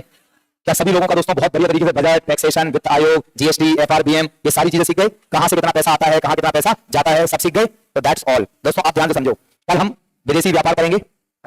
डॉलर कब मजबूत होता, इंडियन रुपी कब कमजोर होता? ध्यान से सुनना दोस्तों।